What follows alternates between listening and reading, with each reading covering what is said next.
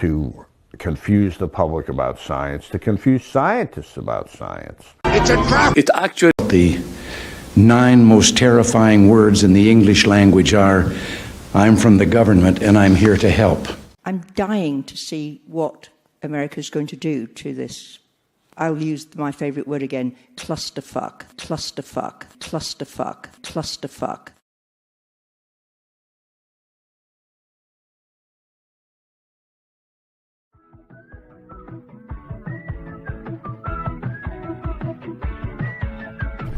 Science is back. And I choose science over fiction. And so if the science is demonstrated is doing great damage, then I don't care what it does to a small business person who's selling this stuff. If it is damaging lungs, if it's causing the kind of damage that is said, and that study's not been fully done yet, if it turns out that it is, then I would eliminate it. I would make it, I would go after it in a hard way. I would make it broader, not just for he is. If we get asked a specific question by a teen, either a direct message to us or via social media about the relative harms of vaping versus cigarettes, we try to be as clear as possible that if your comparator is a cigarette, vaping is less harmful. In England, the Royal College of Physicians has apparently done a great deal of research on e-cigarettes, and they have actually found that compared to smoking cigarettes, the rate of damage from e-cigarettes is 5% of what it is from smoking traditional cigarettes. You're reducing the damage by 95%. Hey, I don't think vaping or e-cigarettes are good for you. But if you have to choose between smoking and vaping, I happen to feel that vaping is safer. I don't think vaping is good for you, but it's better than smoking. We're going to choose science over fiction. And FDA has not used that terminology to use the most recent estimates of youth use. I will say that I'm an epidemiologist by training, so I'm fully cognizant of the definition of an epidemic, which is unprecedented increases over what you'd expect at baseline. That said, I think and know that the science has shown a decline in the number of youth users, and that's a good thing. The FDA today calling it a dangerous epidemic. The FDA calls teen vaping an epidemic. Epidemic. I don't care if you think I'm Satan reincarnated. Vaping is not as harmful as smoking. Kids are kids, and there's many, many, many reasons why they choose to do different types of things. What a stupid son of a bitch.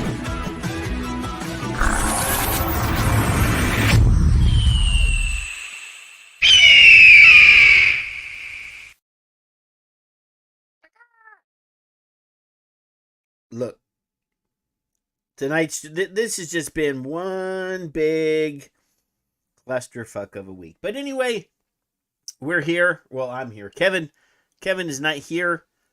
He may be here later. I sent him a message telling him I was going to be 15 minutes late. Turned out to be 34 minutes late. But anyway, we made it. So anyway, I see there's people, they're making jokes about what kind of car I drive. No, my car is in the shop. So I had to drive the wife's car. So then that meant that I had to drop her off at work and go pick her up. And it's like a 20-minute drive there, and then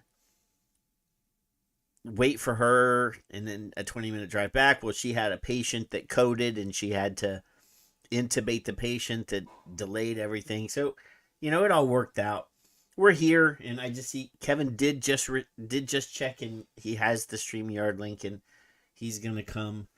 But yeah, this is I'll wait to see if he's actually gonna come up here. But I see there's some people here. I saw that Jason was first in the chat room. He was the first one here. He even beat my notice that I was gonna be late.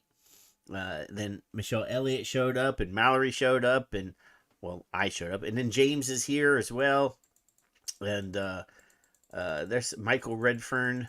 Just a bunch of curmudgeon-y people. Excuse me. And I'm eating supper while I'm introducing the show here. Yeah, Steve. Just, there's people. Lots of people. And I'm glad you guys were able to entertain yourselves while we were late. Well, at least I was late. It's not Kevin's fault. This time it's not Kevin's fault. But anyway, he did just pop into the back room. So let's just do this real fast so that we can get into stuff. Where is it? Where is my grouchy Kevin intro? What do you mean? Oh, here it is.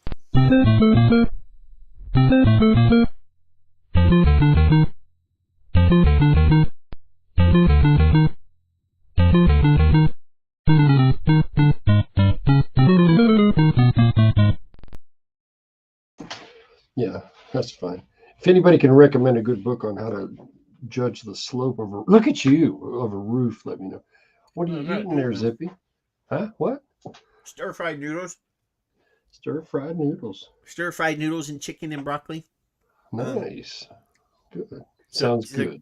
You want to be able to set up a post on a sloped roof where I can tweet. Well, I just don't want to be in danger. So anyway, Kevin, what? I last Saturday morning I woke up and it felt like my wife had drop kicked me in the back. Uh-oh. And it was quite sore. But we got up, we did some stuff, we went and gardened and did weeding, and then we went to the grocery store and packed the car full of groceries and unloaded the groceries. And about 2:30 in the afternoon, that pain started to get really intense. In your back? It back here in my left back, right in this general area, around to the fat belly a little bit too. But so I try to tough this out. I go and I soak in the hot tub, thinking maybe it's just a sore muscle or something. Sure. Curmudgeon-y old man don't like to go there. So that's right. I laid in the bed. I tried to get comfortable. I started pacing around the house, and my wife kept saying, "What's wrong?" I'm like, "It hurts," and I can't tell what it is. So I don't know. Maybe 6:30. I said to the wife, "Hey, I think I need to go to the emergency room." Mm-hmm. So she says, "Okay." So she disappears for like 30 minutes. And then she comes out of the bedroom. Her hair's done. Her makeup is on. She's dressed. She's wearing presentable clothing. And I'm like, "What the hell, woman?" And she said, "Well, I know people that work at that hospital. I don't want them to see me all sweaty and stuff from the yard work and the housework." And yeah, I understand. So we get to the ER, and I'm in the waiting room, and on the screen, the big screen TV, they're replaying. I had no idea somebody had shot Trump's ear. It was 2 hours didn't know anything about it. I'm watching the screen, and I'm like, "Oh, okay, well, there goes the neighborhood." But anyway, 45 minutes. They put me they take me into the emergency room. They put me on a stretcher in the hallway, and I'm there. They draw like they drew 3 vials of blood. Now this is, they're like, "What's your pain?" I said, right now it's like an 8 out of 10. Yeah. So they draw 3 vials of blood. They hook up an IV. They hang 2 bags of fluids. Yeah. And the doctor comes over and she says, "Well, I'm going to get you something for pain." So they give me Dilaudid for pain, which is pretty tough stuff. Pretty tough stuff. And a few minutes later, they come back and they're like, "What's your pain now?" I said 8 out of 10. Like I'm writhing on the bed, dude. Okay. So the doctor comes over and she says, "Well, I'm going to get you a really strong anti-inflammatory." So they give me this really strong anti-inflammatory, and then finally, the pain goes away. It doesn't go away, but it increased or decreased, I should say, significantly. So then they say, "We're going to do an abdominal CT scan." They do an abdominal CT scan, and lo and behold, I have a kidney stone that moved out of the kidney and into the descending down the process now. And during the process of it going out of the kidney, that was the pain. All right. So that is the first of my old man illnesses, Kevin.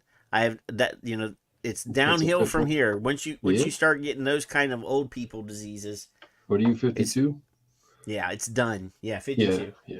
Well, I said something to somebody the other day, and they said I had my first kidney stone when I was 25, and I'm like, wow. That's what I'm doing. Yeah.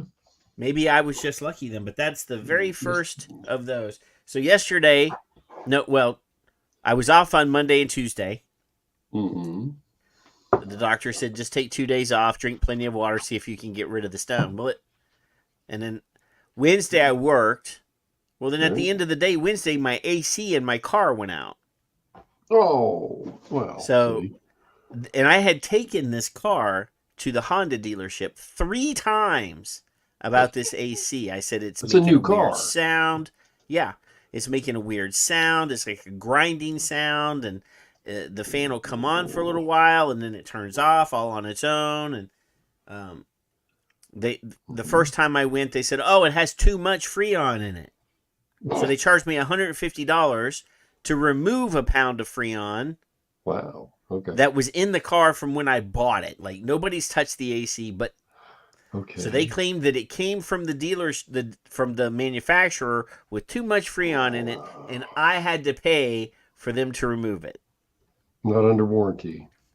Well, it is under warranty, but apparently that's not part of the warranty. Freon is not part of the warranty. Pissed. All right. So then the next time, like 2 or 3 weeks later, I took it back because it was still making that damn sound. They had it all day. They called me and they're like, "Oh, the door, the cabin filter behind the glove box. There's the cabin air filter. Mm-hmm. That little plastic door was not seated properly. That's what it was."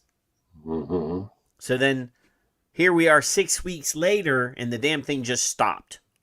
A couple $100. Well, time. Now they called me yesterday.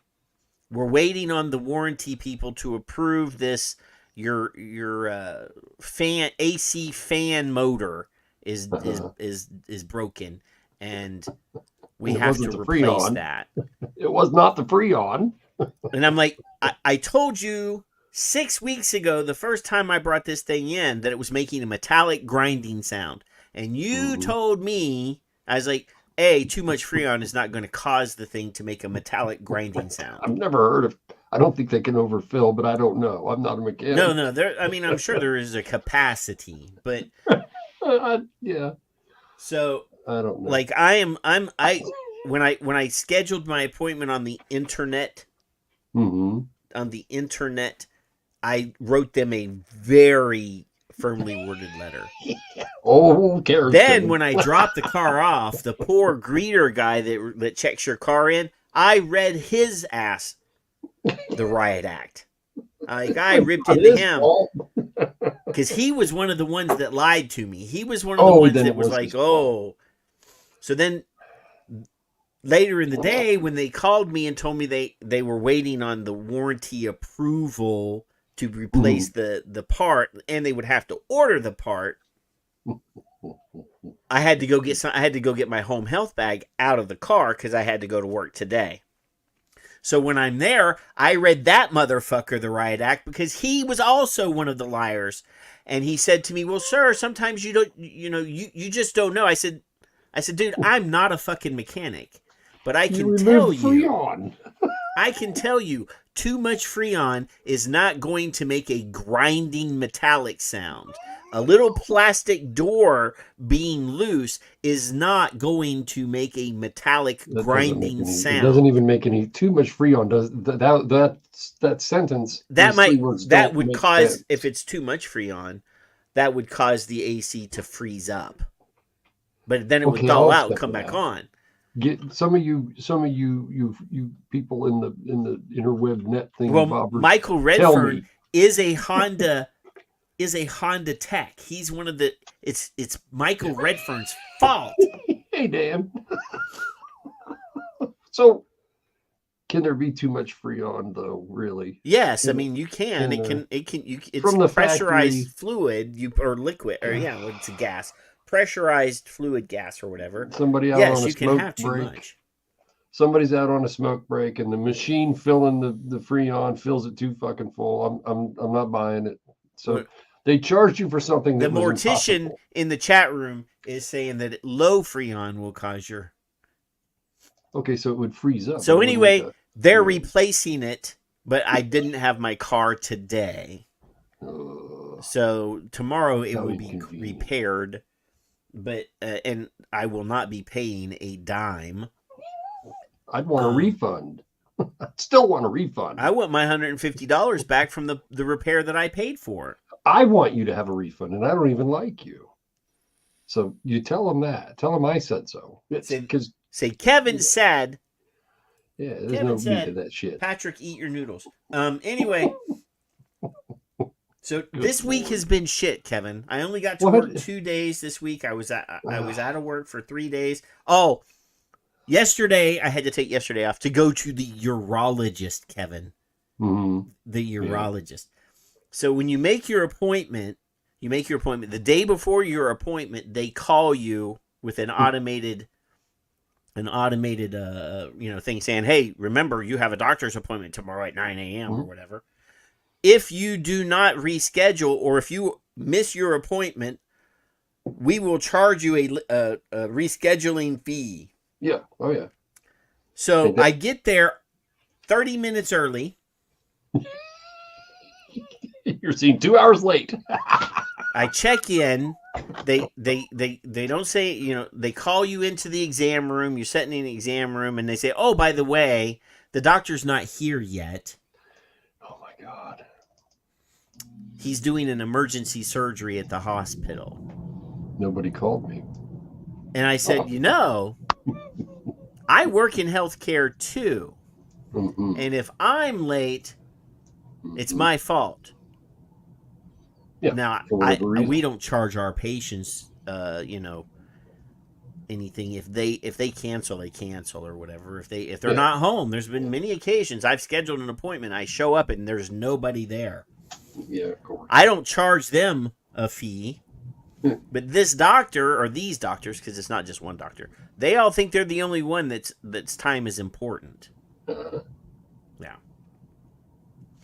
Anyway, no, Steve, I don't. It's a Honda. It's a Honda. Does Honda make Prius? Is that? I don't know. I wouldn't own an electric car if you're, I don't know. not even that fucking Cybertruck. I passed a Cybertruck yesterday here in Corpus Christi, Texas. Ugly as shit. I like Elon Musk. I don't have a problem with Elon, but that truck is ugly as hell. Well, there you Just go. saying. Just saying, Kevin. Yeah. Yeah, see, Toyota. I have a Honda. I've been raising hell about Honda, not Toyota. Well, but Kev, do you before we continue, do you have an opinion on the attempted assassination of your next president? The only thing that it reminds me of is I believe, I'm not sure which, so you guys can correct me for yourselves because I won't care. I think it was Eddie Murphy Raw. He's talking about Gus's goony goo goo wife. And he said, get the fuck out. And if my wife don't like it, she can kiss my ass. And then he says, you miss me, bitch. That's the only thing I can think of. And I'm not for or against. I don't think it's funny.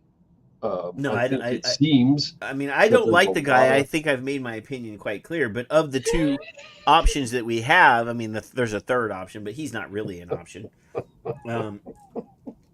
I just can't believe if what I can see and hear is true, that a kid gets up on a roof where there's allegedly cops inside the building and they didn't know or hear or understand, or they weren't monitoring their own perimeter. I'm. Do you know how much trouble it was? And it didn't look bad, but it was serious when we went to DC to the park. Oh yeah. And we held up our little signs. I've been in that area. If you leave your bag, it's oval it's or gone. whatever. If you leave your bag, it's gone. If you don't do as you're told, you're gone, etc. So the security was good. Oh, we were 1,000 yards away from the White House. We could see it. We could see the snipers. What's really funny, Kev, I saw a layout of the an overhead like line drawing of where the buildings are, and the red circle where the security cordon is. And what's really funny, so the stage is like here, I could, but anyway, so right adjacent, like it's there's a notch in the security oval around that building.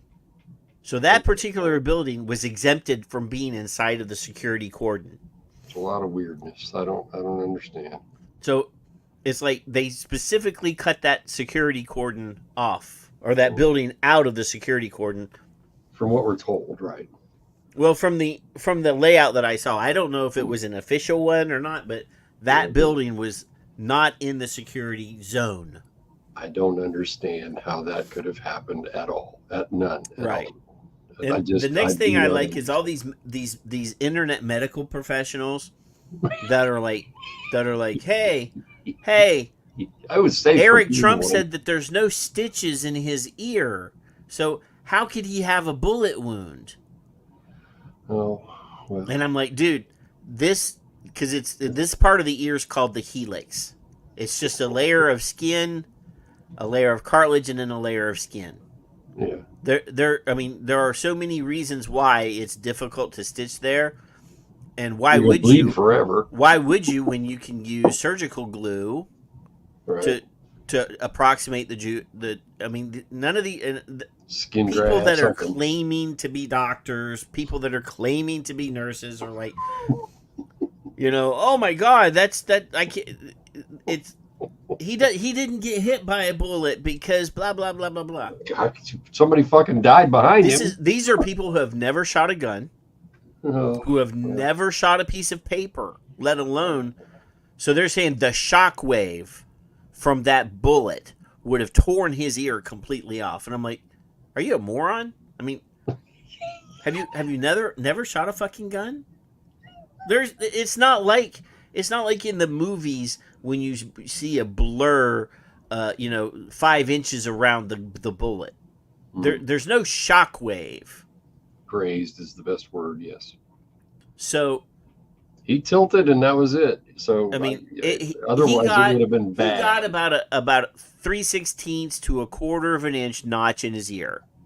So if you, Kevin, I know that you probably aren't the best shot in the world. So if you put a piece of paper, a target on and you shoot it, and if say you don't hit center, and you maybe hit the corner of the paper, like half on and half off, it leaves a clean little circle halfway on the paper and a clean circle on the part that's not. So you can notch a piece of paper with a bullet, and it doesn't explode the paper around where the bullet whole paper hits. Doesn't catch fire. No, it won't. It can't. So all of these idiots that are saying, "Oh, the shock wave would have torn his ear," I'm like, have you? And it's a 5.56. That's even a small bullet. You asked the question. I will say one thing that I did notice. You guys can X or 1 or whatever you want if you like or not. It seemed once I heard it, I was like, okay, I'll watch it for 10 minutes because I'm an old junkie. I don't do it anymore, but I'm an old junkie. I had my fix. It didn't seem, at least on the reports I heard at first, that they were using assault rifle. There was nothing. I never heard the words. Oh no, they kept saying AR-15, AR-15. Right, they never said it for a change. This is the first time I think in years that I haven't heard that word. Steve is in the chat room. He says he was hit by a piece of glass from the teleprompter, which has been completely debunked now. They actually show there is video now of that side of his head. Yeah. Oh, is there? Because he was turned. The teleprompter is in front of him. So he was turned and he went back. So the ear that was facing away from the teleprompter was the one that was wounded. So they actually show now there's actual close-up video that they've slow-moed frame by frame, and you can see the projectile going across and going, puncturing and going through. I will say a 20-year-old had an awfully good shot. Well, If he was intending to clip his ear, then he's a very exceptional shot. Well, yeah, but he didn't expect him to. Only a moron. Well, anybody that was actually trying to kill the president of the United States, and not that I would ever, that was not the right weapon for the job. There's a lot of weird stuff. Anyway, that was not the right weapon for the job. I'm sorry. That 5.56, because I mean, most snipers don't go for headshots just because it's a small target. So you want to go center mass. Yeah, well, but he's probably wearing Kevlar, so you need a weapon that will go through Kevlar, and there are quite a few high power hunting rifles that have ammo that would punch a big old hole in that. And that's kind of what you need. But again, I'm not advocating for violence or for anyone trying to kill anybody, let alone the president of the United States. Let's make that clear. Good Lord. Now, the head of Hezbollah or any of those groups, go for it, guys. But, a terrorist organization, yeah, go ahead. Taliban, go ahead. Off that guy, but not our guy. But anyway, I just wanted to, bring that up. But hey, Kev. What? I've been on the list, Jason, but I'm on the crazy cuckoo conspiracy right wing list, not the kill the Republican president list. I mean, that's no.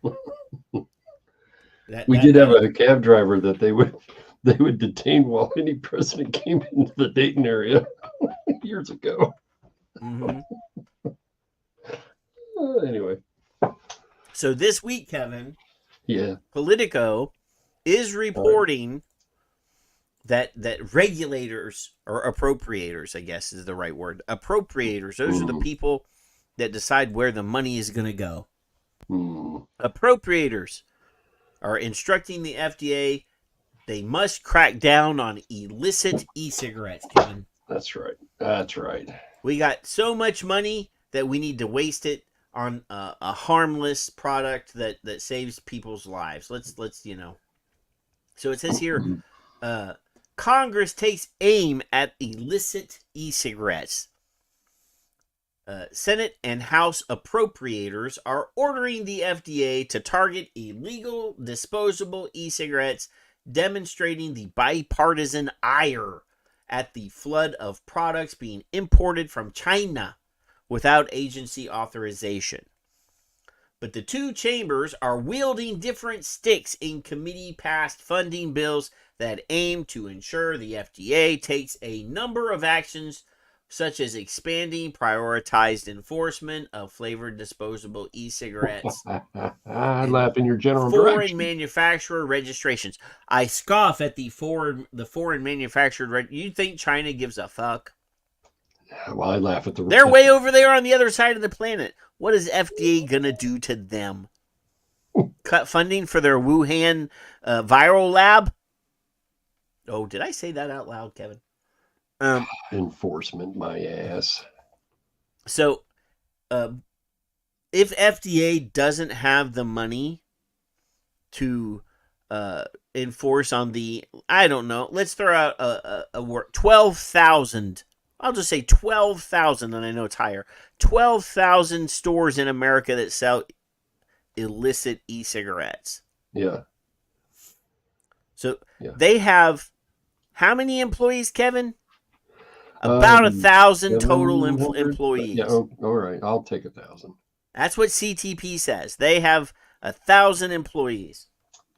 They don't enforce shit to begin with. Well, no, I mean, they would hire a contractor, but that costs money, Yeah, we've had this discussion. They don't do shit. No. They write little letters, and then they just nod their heads and keep on. Well, I mean, they did sue. They did threaten to sue and fine Corey Vigil from Boosted and force them out of business 2 weeks ago. Yeah. Later tonight, you're going to see another article from another company that they did the same thing to this week. So they are they are ramping up, but it seems very selective, Kevin. Hmm. Now, Corey Vigil and Boosted were a medium-sized company, and they did a good business. Don't get me wrong. Hmm. But there are players out there that are currently on the market that are 20 times the size of Boosted. They went after a smaller company instead of going after, and I'm not going to name the name of the company that I'm thinking of, that is they're an international. They sell everywhere. Just because we're friends with them, I'm not going to say their name out loud. But if you're going to go after a target that's going to make an impact, you go after the big dog. You don't go after little Corey Vigil. No, you scare the big dog first. And again, I'm not discounting that allegedly. Corey did a good business. Don't get me wrong. He wasn't poor. And I wasn't even thinking of that company either, Jason. I'm still not going to say it out loud. That's not the one that I was thinking of. There's a company. I know, and it doesn't matter. There's a company that's 10 times the size of Monster that's out there. They're everywhere. But yeah, I mean, anywho, I'm not going to say their name specifically because they've done a lot of advocacy work. You probably, when I say that, you'll know who it is. But anyway, they're not tobacco companies. No, they're not tobacco companies. Even though, did you see that Views got their tobacco flavors approved this week, Kevin? Yeah. Yeah. But anyway, in the Democrat-controlled Senate, lawmakers aim to withhold 10% of funding for other activities within the FDA salary and expenses bucket. So Congress, the Senate, not Congress, Senate is going to say, okay, we're pushing through our bit of legislation that's going to require that 10% of the budget that you asked for goes for enforcement. And you ain't getting paid till it does. So, Kevin, I don't know what the grand funding number is for FDA CTP, but I promise you that it would cost them their entire operating budget to shut down everybody. I think, this is off the cuff, I think it's $720 million a year is their budget, I think. And don't quote me because I don't really honestly know at the moment. That's not CTP's operating budget. That might be the entire FDA. Could be. All right, let me go find my little meme. Go find out, Kevin. Find it. Hold on. Google. No, I ain't. But the GOP-controlled House wants to halt agency rulemaking that would ban menthol cigarettes and flavored cigars or restrict nicotine levels in cigarettes until the agency tackles several requirements. So the three things that I think are just ridiculously stupid. Yeah. Banning menthol, banning flavored cigars, and restricting nicotine in cigarettes. We already know that reduced nicotine cigarettes do not work. Correct. That is flavored cigars make a lot of fucking money. And menthol cigarettes, you're targeting an entire group of people that prefer that product, and it's going to disproportionately affect groups in poor socioeconomic areas, African Americans, LGBTQ people. All those people that like that are going to be pissed.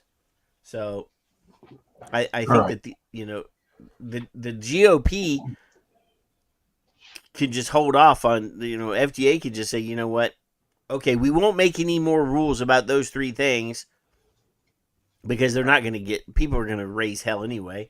And like Michael Redford said, it's un-American to tell people what they can and can't buy, Kevin. So this isn't even their budget. This is assessed and collected. Fiscal year 09 was $85 million. Fiscal year 2019 and each subsequent fiscal year, $712 million. And that says it is the Family Smoking Prevention and Tobacco Control Act.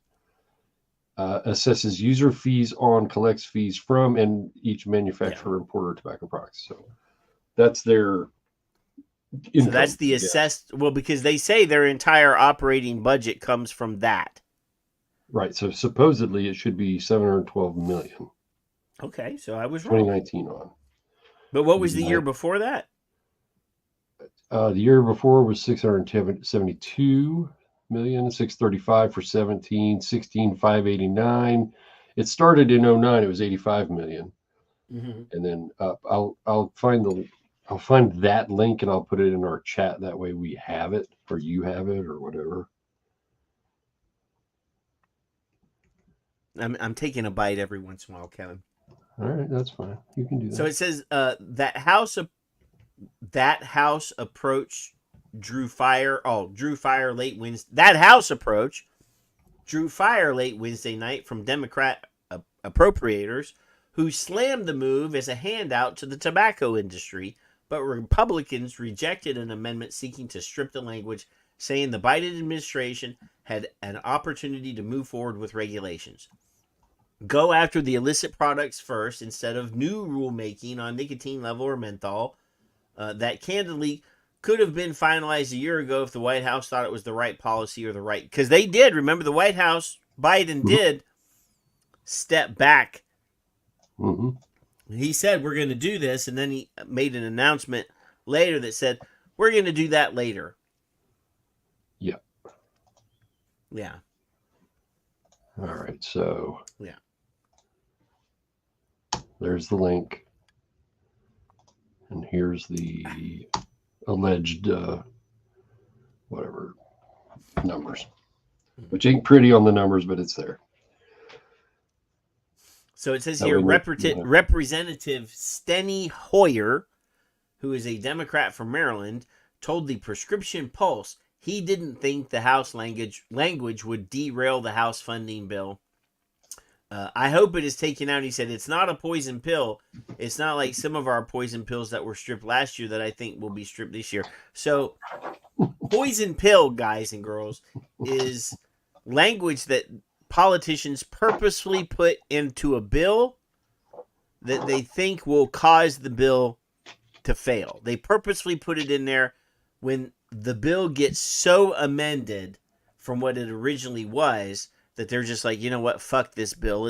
Let's make it stupid so that it won't pass. Because, yeah, a lot of times politicians will introduce a bill, a clean bill, and then the next thing you know, everybody wants to make amendments and they want to make changes, and they start doing that, and then eventually the bill, when it comes back, doesn't do anything that they wanted it to do to begin with. So then they introduce or add poison pill language just to kill it. So it just depends on how many rounds it goes through, and if the poison pill language that they put in is so poisonous that people will change their mind and not support a bill. There's been some really stupid shit that gets passed. Yep. That the poison wasn't poison enough. Oh, here's your favorite woman here. Which one? Rosa DeLario. I don't know who she is either. That's that's the purple haired chick from Connecticut. It remains to be seen how the chambers will reconcile differences between the two approaches. Representative Rosa DeLario from Connecticut, Democrat, a ranking member of the House Appropriations Committee, argued the House language is detrimental to public health. Kevin. Oh, she's Glance's wife. That's who she. Okay. No, Glance's wife is not stupid enough to be DeLario. I mean. Oh. Am I here, Kevin? I'll have to refresh your memory. Oh, I know who you mean. She's got the crazy fucking hair. I know who you mean. I know exactly who you mean now. And she's like 80 years old too, right? 70, 80. Oh, here's a good picture of her, Kevin. I'm gonna open this in a new tab so that you can see this. Let me open image in new tab. Where's it at? There. Yeah, this is an excellent picture, Kevin. It's like a cross of. Do I have anyone in this chat room that is from Connecticut? Because you and I are going to have a talk because you elected her. It's between Cuomo, Brian King, and I'm not quite sure if it's Jimmy Kimmel or I don't know. I don't know who the third one is. I've got a soft Kevin's blow-up doll he calls Rosa. Rosa. Rosie, you're all right. Looking at this, I can see how people could easily confuse this person for like an old, like drag queen, like an old man that decided he wants to be I mean, there's a microphone in front of the Adam's apple, so I can't tell for sure. King's future, right there. That's Big Bry's area. Not to be ugly, because I never want anybody to say I'm picking on women or. Well, I think in a private setting, and you're a private citizen, and you want to color your hair, do you? Don't be afraid. Tat up, do it all. But when you're in public service, generally, it's probably as a bad idea as anything else. Now, if you're coloring your hair to bring it to natural state, I get that. I understand that. That's fine. If you're vain enough. It just, not to purple it. Just stop. I don't know what her inclination is, Kevin. I don't either. I don't care. But oh, good fucking Lord, I don't care. Anyway, I just, I wanted to remind you of who that was. And for the people in the show that may not remember who she is. So here's her little quote. It was not going to get removed in this environment, Delario said after the committee markup. It doesn't matter, or it doesn't end here. I would think there would be the opportunity to get it out. A spokesperson for Senator Dick Durbin, a vociferous tobacco industry critic, blasted the House approach as a gift to big tobacco. Right. Yeah. Because Senator Durbin believes that Congress should reject the House's reckless approach and is hopeful that the teeth in the Senate language will finally get FDA off the sidelines to stop all unlawfully marketed e-cigarettes from being peddled to kids, his spokesperson said. Huh. I thought Dick was going to take care of it all. Well, he is like, he's, what's the... so Don Quixote, like he's tilting at windmills. So if you're gonna penalize the FDA with money because they're already losing money because they're not selling as many cigarettes, which fund their funds. And now you're threatening them that they have to stop the illegal stuff because it's already tapping into their funds, or they're going to get angry. Is that about where I figured you wanted to take a couple chews? I'm not sure if that's exactly what the Tobacco Protection Act says it's supposed to do, but that's what it seems like now. Are you done? Swallow. A little more. And on top of that, Dick gets a little extra time. He gets to play around and pose and, look at kids and touch them and bring them in front of him so nobody can see him. And flags. Now, if you were talking about Biden, I don't want to lob grenades like that at Durbin because I've never seen. Is he hiding behind them? Any inappropriate stories There's always about opportunity. There's always opportunity. No, I haven't either. But there's always opportunity when you bring little children in front of you to hide behind. And I don't like that. Well, he could just be a coward hiding behind the kids. I don't think, you have to include the hair sniffing and the touching part. Until you... My statement stands. The hair sniffing. I don't care. Fuck you, Durbin. Well, just say that then. So, Kevin, you remember a while back we did a story that there was a shortage of Zen there was Zen was not. Somebody send me a can, just an empty can, so I can just hold it up when he says it. That there was a shortage of Zen. Yeah, but you know, Kevin, there has not been a shortage of Zemos. That should be a drink word. Zen should be the drink word, right? So I found my son. Oh my God, no, we don't want to go back to that. That was so. But anyway, regardless of whether there was a shortage of Zemos or Zins or whatever, Phillip Morris announced this week that they would be spending $600 million. $600 million, Kevin. Almost enough to finance the FDA's. $600 million to build a Zen facility in Aurora, and I'm assuming Aurora is where? Where is Aurora? Colorado. Yes.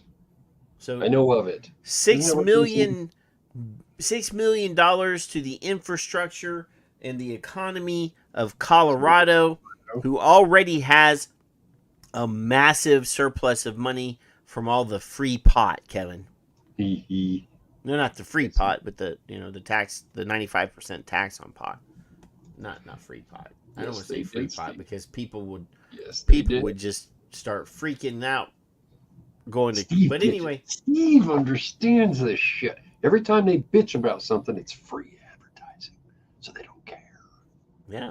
So everyone. This is 5,000 construction jobs just to build the damn thing, Kevin, and then all of the jobs for the people that are going to work there. This is good for Colorado. I don't know why they didn't fucking decide to put it in Texas, but that's okay because X and SpaceX are moving all of their facilities to Texas from California, Kevin. I heard. I did see that. That one I did watch or read. Yeah. So it says here, Phillip Morris officials say 500 local jobs will be part of a $600 million nicotine pouch manufacturing facility expected to open in Aurora next year. Project backers Philip J. Morris International say project includes a state-of-the-art facility to produce Swedish Smash Snus, Zen nicotine pouches, boasting a $550 million annual impact and provide for an additional 1,000 indirect jobs in addition to the positions at the facility, according to Phillip Morris spokespersons. So you got janitors to truckers to this is American. This is supervisors. This management. is a great capitalist. People buy stuff. There's a demand, and then a company builds a factory to meet that demand. That's supply and demand, Kevin. And it's in America, Kevin. It's not over in China or India or Vietnam or Indonesia or Malaysia or the Philippines. This is American jobs right here, Kevin. We love that. I noticed that they didn't hit Carolinas and they're not going to Dick State either. They're not going to Utah. They're not North Carolina.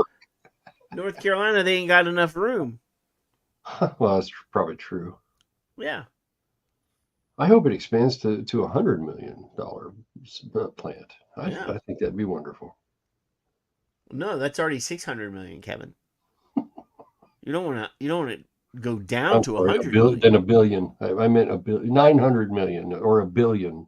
I guess is the next. Well, they could open another one in another state. They could have more than one $500 million, $600 million factory. Come to Dayton, boys. Come over. No, stay the hell away from it. Don't build anything above the Mason-Dixon line.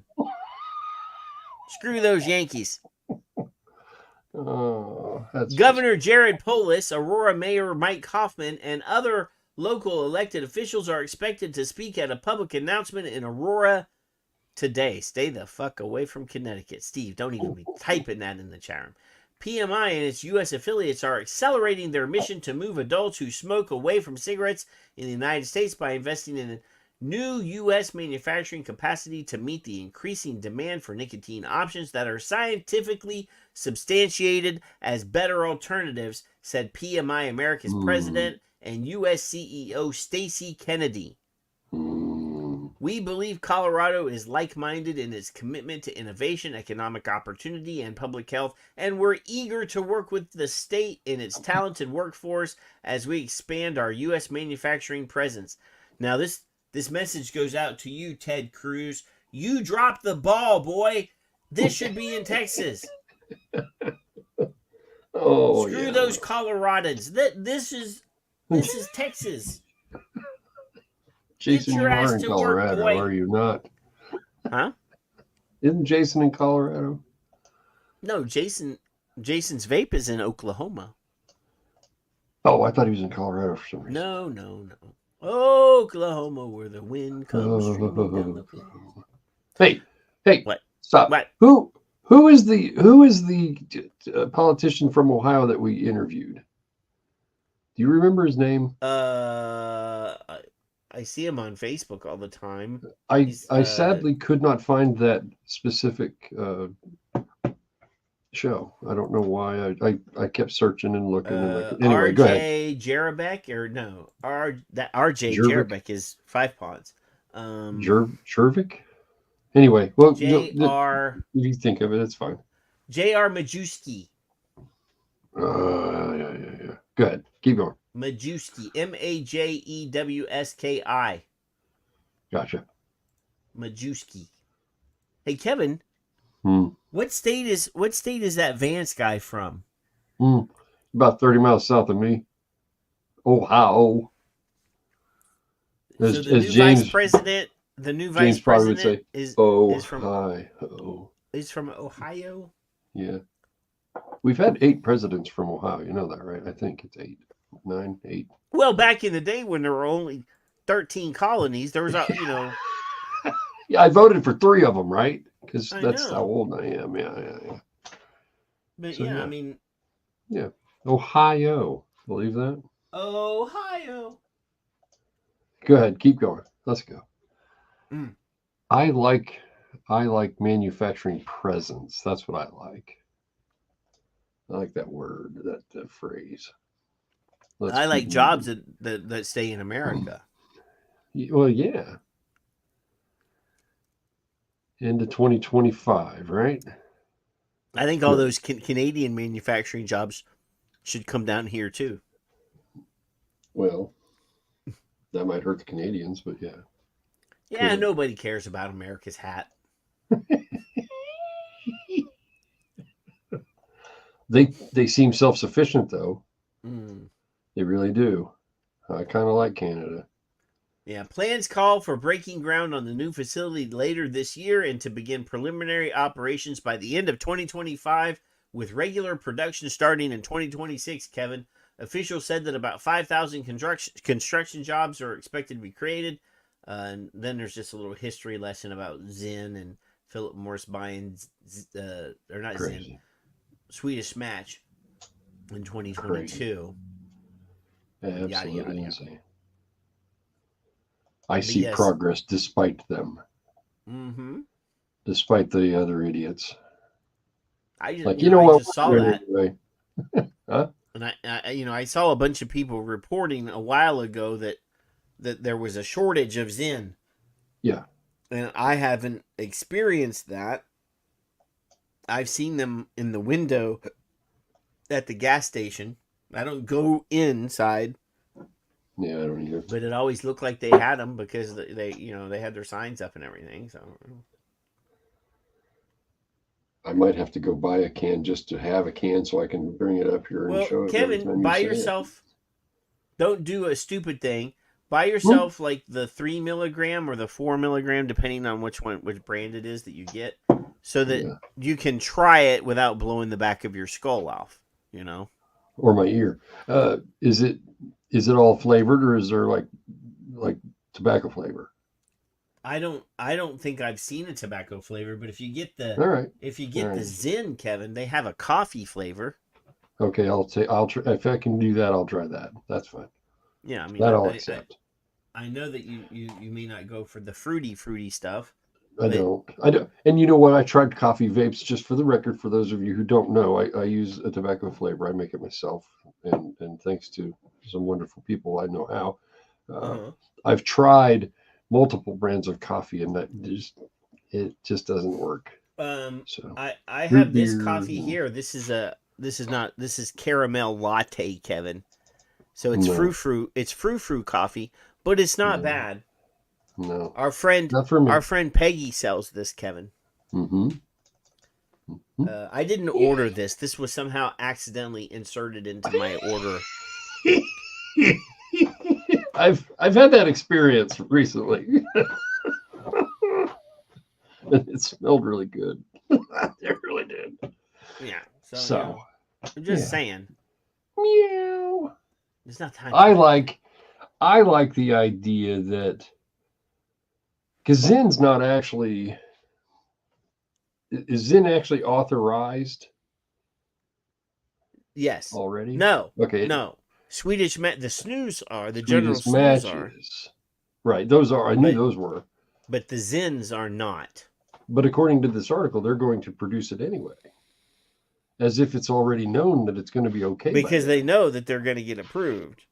Can you imagine how bold that would be if they were denied? What? No, Kevin.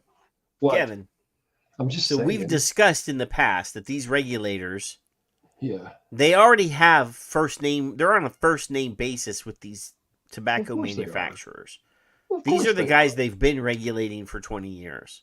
Right. They have a shorthand. They already know their hair. names are in Short each other's hair. Rolodexes. It's almost like when Purdue Pharma put their their paperwork in for OxyContin.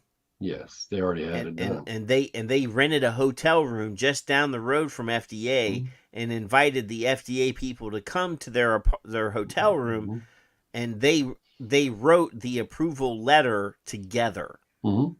Yeah. Right. Now I don't know So- who the tobacco free kids president is now, but they probably got Matt's number. Now they have somebody else's number. They already called Kathy, the former FDA goofball, who knows about children and how crafty they can be. And they've already made those phone calls. So they're just like, okay, we'll just build it. We don't care. We'll take our chances. No, they're gonna say, hey, well, Kathy and all those people that you just mentioned, and I like you, I cannot remember the lady that's the head of Campaign for Tobacco Free Kids. She's an African American lady. I cannot remember her name. I apologize, but I'm blocked, we will so I don't care. eventually we'll have her memorized. Matt Myers was in that job for 100 years, so his name is still stuck in our heads. But they want. I mean, they may say we don't want any of these products approved. They want these products approved just so that they can go and fundraise and say, look, we have to fight big tobacco because look what they did. They got a new product approved, and they're gonna target those kids with their grape flavored Zemo pouches or their coffee flavored Zen pouches. I think honestly, now y'all can snicker, giggle, laugh, or thumbs up me. I think instead of the book burning or the album like the Beatles, they should have a tobacco burning, and that to me would be fun. Uh-huh. That I encourage tobacco free kids to schedule a tobacco burning. That's what I want to see. So William says that he's been using Snus from Juicehead brand Snus. So Okay. I'm just gonna tell you if you want to get a good Snus, it's called Macmyra from General Snus, and it's a Scotch tobacco. I'm just telling you this, and then I have another one that is also an Isley whiskey Snus. This is also a Scotch tobacco. Just saying, if you want to. Grow Patrick, outside of your since you're getting old, I suggest these for holding your glasses. Just so you know. Oh well, my glasses usually stay on. Yeah, but you never know. You're gonna be like that old lady that was the English teacher in school that wore I her am. glasses around her. They're not a chain though. It's a snazzy little cloth one. stylish and everything. Oh, you may have to import it, William. Oops. Well, yeah, you may have to import it. Or this factory coming out will have all kinds of fun stuff. They'll make other stuff. No, but they're not going to make snus. Yeah. And what you do That's what they say. You buy a couple different sleeves, and then you vacuum seal them and put shove them them in the fridge or freeze, and yeah. That's what you do. I have several different variety packs in my little office freezer. So you read an article. You read an article about a product that isn't even allowed to be done, and that's what they plan on producing. And nobody in the public generally is going to go, "Well, that's not right," because they don't know any better. See, the thing is, Kev. The thing is, Kevy Wevy, is when you can spend $600 million before you sell a single product. Yeah, you've created a base. Absolutely. And by the way, Dick Durbin's going to keep advertising again. Steve, thank you for understanding. You got to have a big set of cojones, Kevin, to spend $600 million on the possibility that you'll be able to manufacture products there that you can sell. That aren't even allowed to be sold right now. I love that. I just found that amazing. That's chutzpah, Kevin. That's brass balls right there. Fuck all the politicians. Confidence. We're gonna do this anyway. I predict there'll be. I actually need to order. I need to order some nicotine pouches from Europe because there's a brand called Loop that has a berry / absinthe flavored or licorice, black licorice with berry, which is the same flavor profile as my green e-liquid. But I gotta wait until I want to order like 5 or 6 tubes to make it shipping cost effective. You should have found it online. Yeah. Here, Kev, let me show you this one. This one is from USA Today, so you know that it's going to be great journalism, Kevin, from USA Today. Easy. It used to be. It isn't any longer. So if you scroll down, it says, "Is vaping better than smoking? Here's what experts say, Kevin." That's a piss poor title, but all right. Vaping has emerged in the last few years as a safer alternative to smoking. But health, okay, so they've actually established in that first sentence that indeed vaping is safer than smoking. Hence, so that could be the entire article right there, Kevin. Mm-hmm. But no, they have to go controversy. Yeah. So, but health experts emphasize that safer doesn't mean safe. Well, of course, that's two different words. Safe is one word, and safer is another word. So. Yeah, it's a caveat. Especially for people who don't smoke. But see, Kevin, my opinion on the matter is that if you're 1%. prone to this idea that you're probably going to need some nicotine, and that's why you tried the safer product instead of...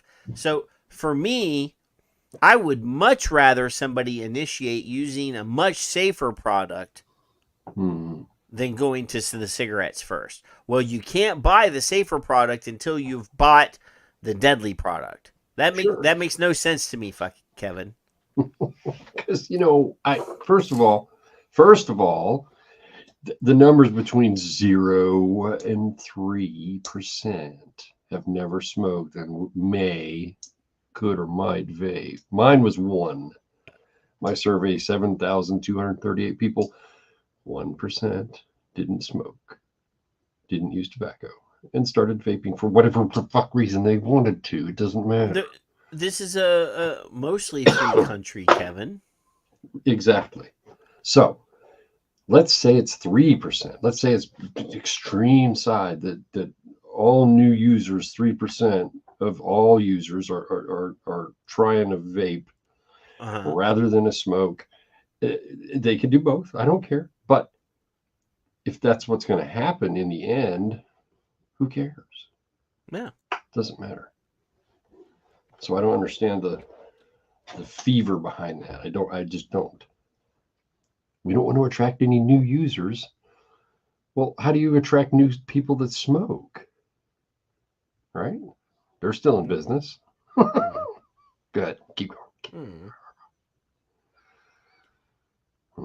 Are you eating?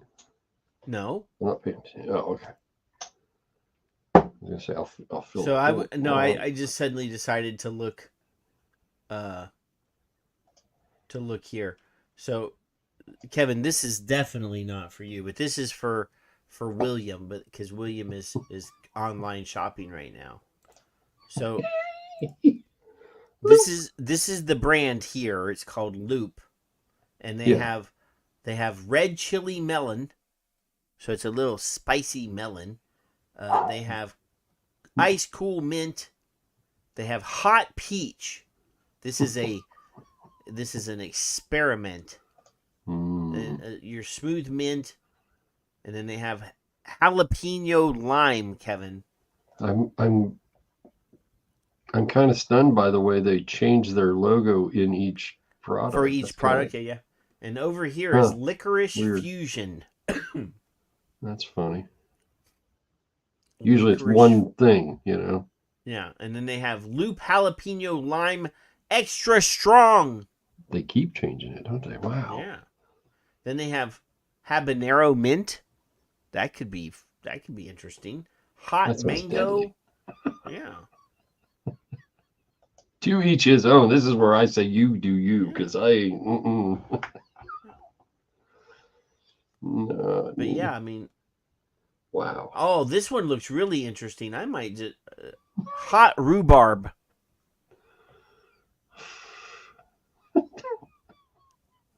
No. I like this just because they're very what's the word I'm looking for? Very brave. Like, this is a courageous idea to make a habanero mint or jalapeno lime.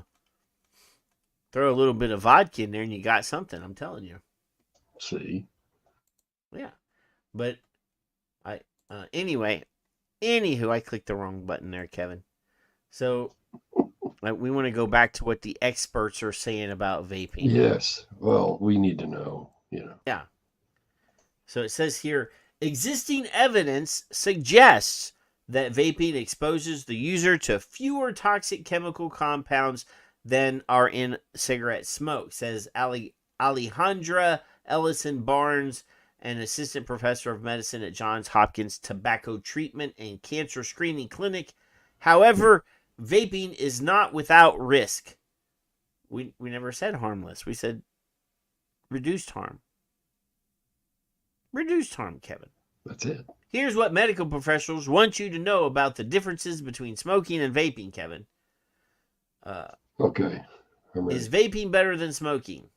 Yes. Vaping poses less of a health risk compared to smoking. If a person is struggling with quitting cigarettes cold turkey, switching to a nicotine vaping product would drastically reduce your exposure to these toxicants until you are ready to quit using nicotine altogether, says Tracy Smith, associate professor at University of South Carolina Hollings Cancer Center. But that still doesn't mean it's safe or good for you. Cigarette smokers are about 25 times more likely to develop lung cancer per the CDC. Smoking cigarettes has also been linked to chronic lung diseases and asthma, according to a 2020 survey by Johns Hopkins. Experts also point out that because vaping is a newer concept, there is still so much we haven't discovered, Kevin. See, we just don't know. You just lost the whole fucking plot. It's all done. Now you're stupid. We don't know yet all of the effects associated with long-term use, Ellison Barnes says. Additionally, because vaping products are not well regulated, we don't know what ingredients are in them that could cause health problems. If you don't know, shut your mouth. If you don't know, say, I don't know, and don't say another fucking word. No, that's all you should do. If you don't know, Kevin, if you were an interested party, if you were, say, a politician, and you wanted to to be able to comfort your constituents, you would find somebody in your constituency, in your area of power, that manufactures these products, because I can guarantee you there's probably a manufacturer in almost every zip code in the United States. And go to them and say, could you walk me through the manufacturing process? Pick Backroom Billy or pick a valid, reputable company. I don't care which. It doesn't matter. Every vape manufacturer in the United States should be inviting all of their representatives. Come to my factory. Yes. I'm going to show you what's in our product. I'm going to show you some have. our manufacturing process, how we work in a clean environment, how everything is batch made, everything's numbered. We control everything. So and you don't have to clean up for visitors. It's already that way. It's a clean room. Yes. Most manufacturers that I've been to. Now, Kevin, I don't make my e-liquid in a clean room because I'm the only one that's going to vape it. Neither do I. But I trust me. Right. So if I wear gloves sometimes, especially if I'm handling like the higher concentration of nicotine that I have, the 250 milligram per milliliter. That's a little bit. I mean, I wouldn't. For example, if I put PG or VG on my finger, I'm gonna not panic. But 250 milligram per milliliter, if I have any open cuts or anything, I wouldn't want to taste the nicotine. No, I would definitely not stick it on the end of my finger and put it in my mouth. No, mine's 100, but yeah, no. I mean, I have some 100, but I also have higher levels as well. No, but like I said, not to ingest in that way. Then these politicians wouldn't be able to go around and say, I don't know, or we don't know. The illusion is always there. And as long as they keep the illusion created in creative ways, as they do, then they just don't know. To my mind, they're just blowing smoke up my ass. No pun intended.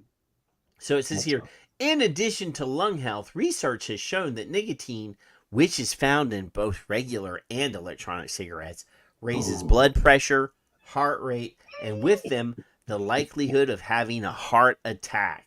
Cigarette smokers are 2 to 4 times as likely to develop coronary artery disease and stroke, according to the CDC. Now, I'm wondering if I click on this hyperlink. Oh my God, don't. Let me see. Because we've already established that Dr. Rodew has already said the CDC's numbers are actually the heart numbers, not the CDC numbers. So none of these make any sense. This is the hyperlink. This is the destination of that hyperlink. Are you at risk for a heart attack during your workout? So they've linked an article that they wrote. Which has nothing to do with what we're talking about. Nothing. So they're talking about Peloton, blah, blah, blah. I'm going to scroll down here and see if I see you can have a heart attack having a anywhere workout. in here. Lord. Just to see what their hyperlink goes through. What I saw today gives me an example of how I'm feeling right now. Keith Richards outlived Richard Simmons. So what does that tell you about health? Hey, Kevin, did you see who else died today? Today? I don't know. I saw a Daughtery, and I saw him, and I don't know today. I have no idea. So the word nicotine does not show up anywhere in this hypertext. No, it shouldn't. In this article here, told you not to click on it. In this article here, where they're hypertexting saying that e-cigarette raises your blood pressure, your heart rate, and the increase of a heart attack, they've hyperlinked out to another article that they wrote about exercise and heart attacks. There is nothing in that article about vaping or nicotine and heart attacks. So that's just disingenuous because nobody is going to. Yeah, so people see hypertext and they think, oh, well, here's proof. I don't actually have to read the proof, but they wouldn't hypertext something unless it showed what they said and it confirmed their statement. It doesn't. Yeah. So there are some short-term data showing that people who switch completely from smoking cigarettes to vaping have improved lung function, but we would expect the biggest improvements from quitting altogether, says Smith. Okay, again, that's not a lie. No, it's craftily It's worded disingenuous, but it's a lie. It's just or it's not a in the lie. wording. Yeah. So it says here, what does vaping do to your lungs, Kevin? Though experts don't yet know everything about vaping side effects, they have identified several lung diseases as being the result of vaping. Per Johns Hopkins Medicine, the following conditions are linked to vaping use. Nope. Now, Nope. Kevin. I can't even see it. What? Kevin, I did not attend medical school at Johns Hopkins University. I want you to know that. Neither did I. But I know for a fact that I probably can disprove 2 of these that I'm predicting are on the list. Let's see. Oh, so you're bronchiolitis obliterans, Kevin, popcorn lung. Nope. Absolutely not. Not one case. See, if there were something that this not caused, one case in they would 14 or 15 years of e-cigarette use has one person, nobody who has ever vaped has ever acquired popcorn lung. Not to my knowledge. Okay, so I can disprove all 3 of these, Kevin. Lipoid pneumonia. Nope. Now, we covered this last week. That is when I had that's a biological an encyclopedic response to the chemistry around PG. PG does not contain any lipids, viral, so it cannot cause lipoid pneumonia, and neither can VG. So, again, this is conjecture. This is imaginative science. This is not real. And then spontaneous pneumothorax, Kevin. No, false. Go back up just long enough for me to see what the sentence was before this bullet point bullshit. What does it do to your lungs? So it says, what does it do to your lungs, as if they're inferring or referring to, these are the things it will cause, comma. No, it doesn't. It's all craftily worded. Per Johns Hopkins, Kevin, every bit of it. These three lung diseases are caused by vaping, which is not true. So the average normal, sorry, I hate to hurt some of the feelings of the people that may listen. Some of the dumbasses that can't comprehend what they're reading will believe this and be coerced into thinking, oh, that's bad. Oh my God! Smoking doesn't cause any. Vaping, he's going to get a spontaneous pneumothorax, or Patrick, he's going to get. Does smoking cause any of those 3 things? No. Oh, okay. I was Jesus. You scared me for a second, motherfuck. None of those 3 things are caused by. It was like watching my grandson getting ready to fall. I thought you were going to say yes. Thank goodness. Oh, hell no. Lipoid pneumonia is caused by, inhaling fats, oils. Yeah. You careful can't when you get that barbecue from water-based chemistry. Just be careful not possible. Not scientifically possible. And again, if I scroll and scroll and scroll and scroll, I could find my lengthy response that breaks down the science that disproves the go back and watch the other nonsense. Yeah, it's there. And I will say this. I will say about my, you dumbasses who may be listening eventually. I was one of you. I really was. I probably, if I didn't smoke or vape 20 years ago, I'd have read this and went, you shouldn't do that. That's probably what I'd have done. I don't know. Maybe. Or boy, you better check into it, or something, substantial. Maybe. Substantial. Just get more information. Stop believing these fucking USA Today bullshit people. Open a fucking textbook. I mean, but the problem is you have non-medical professionals out there making claims. Right. Here's the other problem. You get on your little black fucking box, like I tell my kids. They ask me a question, I give them what I believe is the correct answer. Then they look at me like a dog that's been kicked. And then I say, you got a black box in your hand, prove me wrong. Or better yet, prove yourself right. Doesn't matter to me whichever way you'd like to portray that. And then when they get on their little black box, then there's a kitten, and then there's a puppy video, and then there's other bullshit, and they never find the answers, Patrick. So that's the problem. Your distraction time is just a cute puppy. That's all it is. Woof, meow, here we go. That's my 5 seconds of soapboxing off my, get a fuck off my lawn now. Coffee's getting cold. Your coffee's what, Kevin? Your coffee can't get cold. I can't believe I let it go.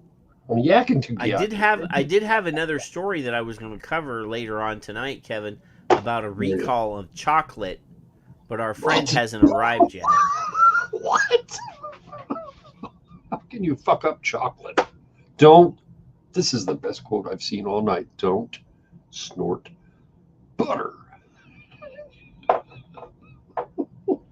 Or Crisco. How are you going to cut that? That's all I'm saying. Well, you got to melt it down. First, I guess. I don't know. Well, Michelle, maybe she's got a tip. I don't know. Don't snort butter. You should tweet that. Yeah. I'm just, I don't know why here we go. So again, Kevin, I don't know how we can be dumbfounded every week. Every fucking week I get dumbfounded into just. So this is the original. This guy saying that propylene glycol is an aliphatic alcohol hydrocarbon, blah, blah, blah, blah, blah. They are fatty acids and lipids, blah, blah, blah. This is, and I'm like, dude, you need to go back to organic chemistry. PG is not an aliphatic hydrocarbon. Here's the reason why they're not hydrocarbons. PG, it contains oxygen atoms. That means it can't be a hydrocarbon. Blah, blah, blah, blah, blah, blah, blah. I swear to God. I don't know what you got for degrees. And don't tell me because I don't care. You should get another one anyway. You should have another one on your I Love Me wall just because of this. Yeah. Yeah. So but really, I mean that. Yeah. Maybe John Hopkins will give you one. And here.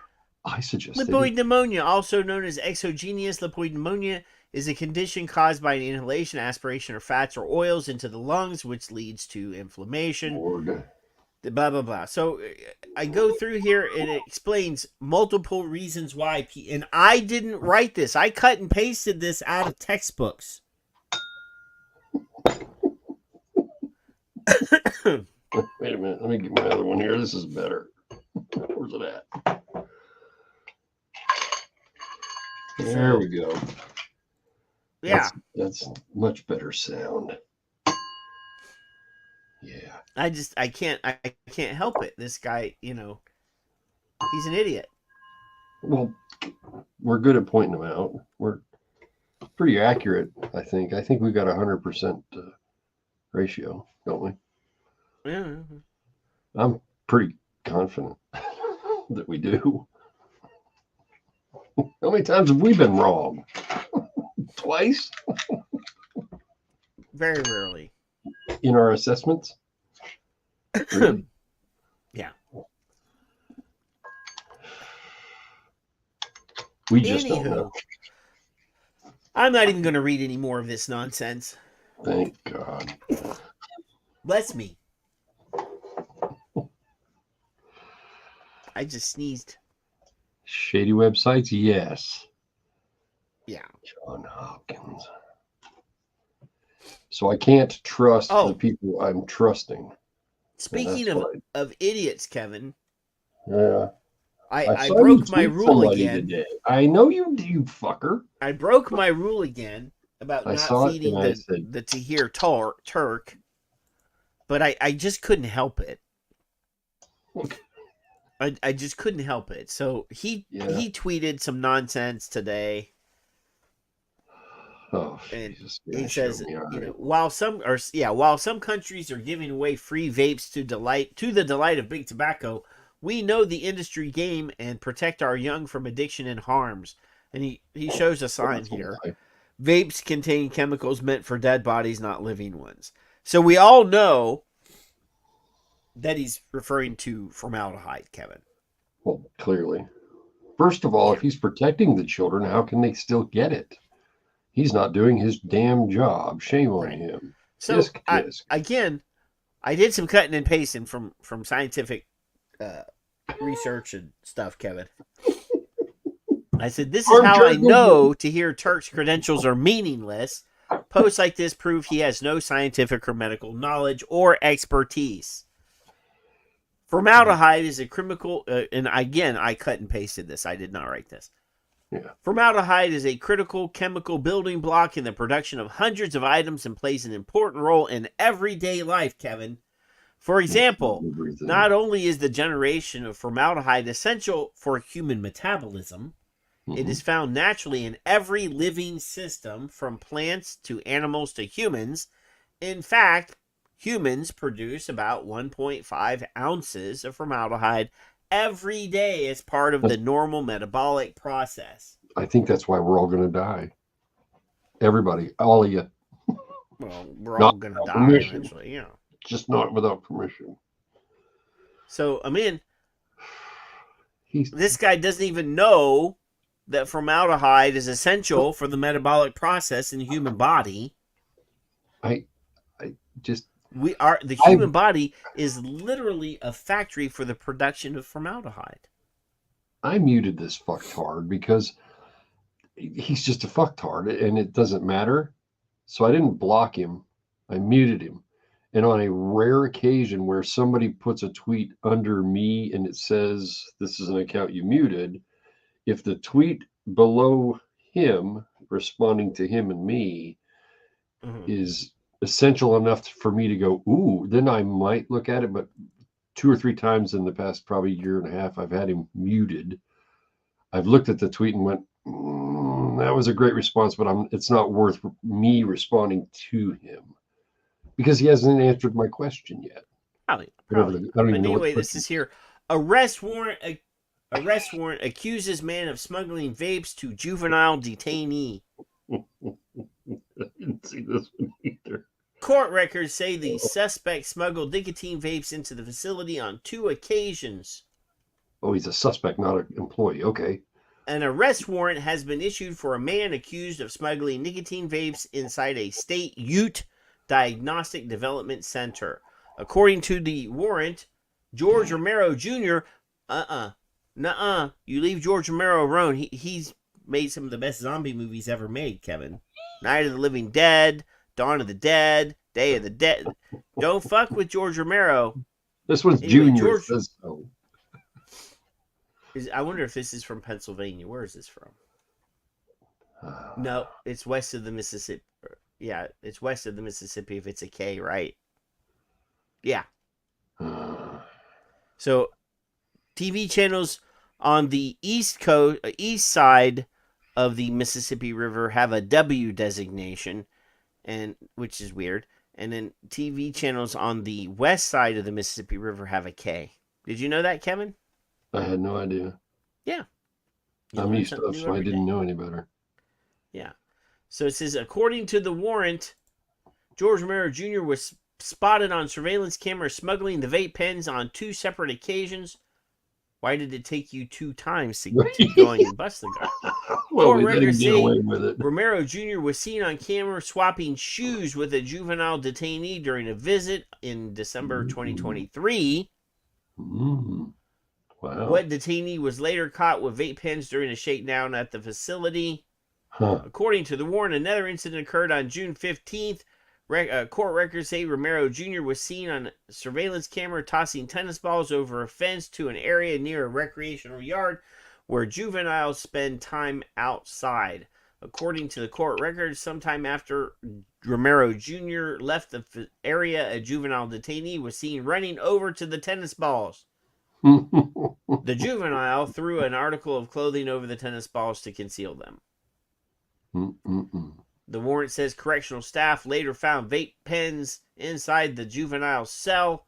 Staff officials determined that Romero Jr. had cut open the tennis balls and used them to hide the nicotine vape pens. What?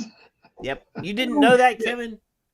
No shit. Normally it's an 8-ball, though. It's Next not like time you're going to say something like somebody stuck it in their ass and snuck it in. I don't know. This is getting crazy. I have no idea what you're going toward. Well, Kevin, I mean, lots of people, like, they sneak stuff that way, Gasp.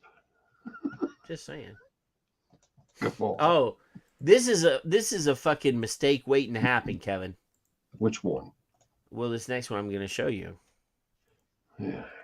Patience is a virtue, grasshopper. It says Missouri hikes the allowable amount of vitamin E acetate. Oh my God. In marijuana vape, the culprit in a marijuana vape crisis. What? I was going to say, make it what? Now, the two things that the Missouri, they're allowing more vitamin E acetate, and at least Kevin, they're saying that vitamin E acetate, is the culprit in marijuana vape crisis. Yep, they did word that one correctly. Now, is this like we're allowed to have like 17 cockroach antennas in our rice, or there's an allowable amount? We're not covering this story, but Kevin, when I was going through all of the FDA recall stories, because I wanted to cover a couple of FDA recall stories this week. Yeah. There is currently, Kevin, a rice recall, because you mentioned rice, a rice recall because they found that the rice was contaminated with rat parts. Not rat hair, rat parts. Listen, if it's tender enough, are you really going to know? Really? Are you? Oh, come on. Damn, that rice was really crunchy. Because, well, no, if it's a bone, I get it. But if it's it's parts, Kevin. It could be like cartilage, and you just think, well, that was a tough piece of rice. Well, you figure if the rat dies in the thing, it's gonna dry up with the rice. I'm just not going to eat rice for another month. That's all right. Kevin.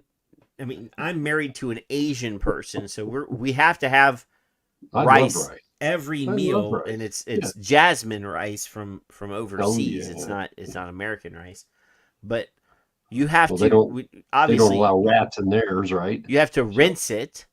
So you put it in the rice cooker. You put rice in there. You put water in there, and you rinse it and pour it out. Rinse it and pour it out because the water is the rice is high in gluten.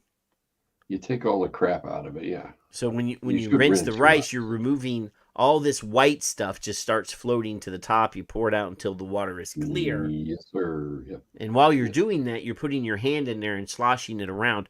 I have not found any rat parts in my Asian rice from overseas. You should try harder, just in case. Just look a little further. Well, I think I would find it if there was like a leg in there or something. You'd find it. But it says here, Missouri regulators have raised the allowable limit for vitamin E acetate in regulated marijuana products from 0.2 parts per million to 5 parts per million. They go from a fraction, Kevin, 0.2 per million to 5 parts per million. That's like 1, 2, 3. It's like 5. That's like a 500% increase. And they know what happened before. Yes. And they assume there'll be no more mistakes. Well, I mean, they obviously, they know what happened 40 times, Steve says. 40 times. They automatically, right here, boom.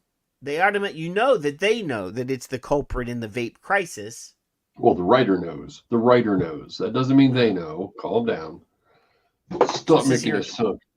Previous regulations required vitamin E acetate testing for cannabis concentrates and inhalables, but the updated rule applies to concentrates, infused plant material, pre-rolls, and vapes. Wow. Oh, no. According to this, it's 25 times. So both of us were wrong, Steve. 25 times more vitamin E acetate allowed. According to the Kansas City television station KCTV, the Missouri Department of Health and Senior Services rules for licensed vape marijuana operators took effect on March 1st and allowed 25 times more vitamin E acetate in finished marijuana vape products. Just can't. This is why I don't do math, both of you. Well, I was wrong. Steve was wrong. That's okay. It happens. There's a third time. It's a math thing, Kevin. I never said. I rely on everybody else for my math. That's what I do. There you go.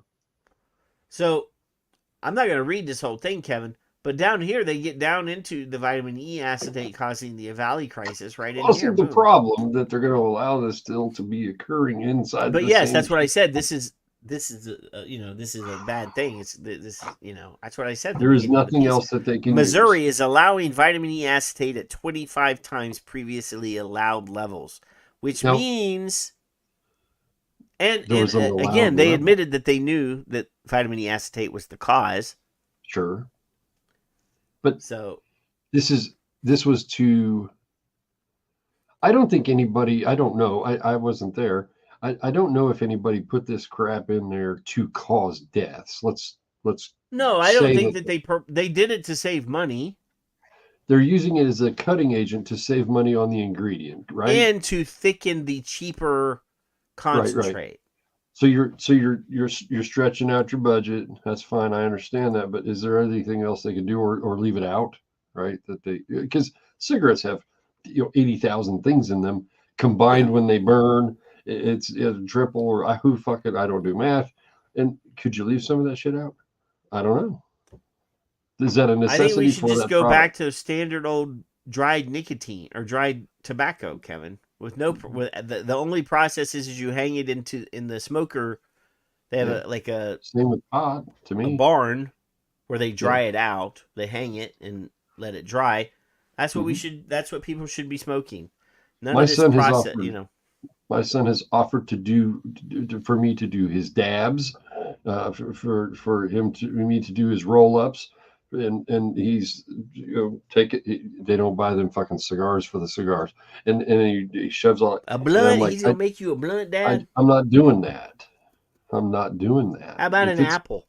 I just want pot and paper. If I'm ever going to do it again, that's where I'm going to go. No. My preferred method was the apple, Kevin. You think the apple? I like the apple. I could do a one-hitter. That's fine. It's just raw material. I don't want nothing else. Yeah, and I haven't done it so long. I probably fucking choke for 2 hours, but that's okay. So it says here, Kevin, we mentioned this earlier, Corey Vigil and Boosted, right? Yes. Yeah. So this is from a West Virginia news. It says federal court halts West Virginia company's unauthorized vaping product operations. Uh-oh. So again, this is what we were talking about with the FDA going after smaller to medium-sized companies and not going after the big dogs. A federal court has issued an injunction against a West Virginia company, Soul Vapor LLC, prohibiting it from manufacturing, distributing, or selling unauthorized nicotine vaping products. The U.S. District Court for the Southern District of West Virginia filed a complaint against Soul Vapor LLC and its owner, Aurelius Jeffrey, I don't know him, alleging violations of the FFD&C Act. The company was accused of adulterating or misbranding tobacco products intended for sale after interstate shipment. The defendants were reportedly manufacturing and selling e-cigarette products under the Soul Vapor brand, despite previous warnings from the FDA about their products being adulterated and misbranded. Soul Vapor continued operations. The government's complaint was highlighted with the defendants falsely claiming in their FDA registration form the company was inactive and out of business while continuing to produce its products. Imagine that. The court has mandated the Soul Vapor to destroy their ENDS products currently in their possession. This injunction is part of a broader effort by the Justice Department and FDA to curb illegal distribution and sale of e-cigarettes through the Federal Multi-Agency Task Force. So the task force, Kevin, was announced so that the hearings that we covered when you were gone that me Yeah. and Steve covered while you were not Steve, that Jason covered while you were gone. This, they had the head of the Justice Department and the head of the FDA, Center for Tobacco Products, there, and they were grilled, and they're like, "Hey, we just started our new joint task force. We're going to be working together." Well, this is the fruit of one of those efforts. So they look And like again, they're going after a pissant company that I've never even heard of. Yeah. Instead of going after the big dog. That's already doing it illegally, and now is closed and doing it illegally. And I mean, Kevin, to be 100% here, everybody's doing it illegally. There is no legal vape manufacturing in the open vaping. I tweeted that last week. Everything I've done and my wife has done has been illegal since we started. I love that. I don't necessarily know about everything, but okay. Everything vape related. I was going to say, Kevin, what else are you doing? Are you plus I like the speed. In certain southern states, there are certain positions that are illegal, but Well, we're not brother and sister, so we're not even close cousins. Nowhere near it. You're not kissing cousins? Nope. Well, that's good. Not blood relatives. Nope. Nope, not at all. She tried kicking me tonight, though. That was funny. Well, I walked by and she kick you sometimes too. Right. Well, she probably does. I probably deserved it. She would probably rightfully so, but she missed, and I said, "You just not you calm down, little person. You got to try harder." I don't know what gets her so mad. Hey, Kev. Probably me. What time it is? Here, kitty. It's time for the Vape Cats of the Week. Here, kitty. Wow. So we have a couple tweets here, Kevin. Yeah. I saw this same picture. Somebody else had tweeted it. Yeah. I stole it from somebody who did overtweet or quote. I wasn't trying to ignore them. These are vapes that were all confiscated in Milwaukee. What was in Milwaukee? The Republican National. What was in? Yeah, it was. Yeah. So these are all vapes that were that were confiscated from attendees. Well, there's a Bic lighter right here, Kevin. This is not a vape. No, but also there's a few THC pens or whatever. I would imagine too. Yeah, I mean, but there's some Bic lighters here too. There's a Juul, and there's all these. But all these Juul's no longer even around, and they're still there, lighters. Right? Yeah, no Juul's around. Well, they are still around. I thought they closed. So this was the RNC. So this is all these Republicans.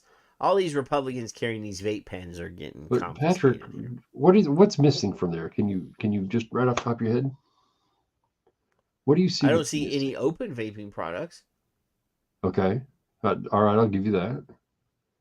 You're right. I didn't notice that part. Nothing else that you really. There's no guns.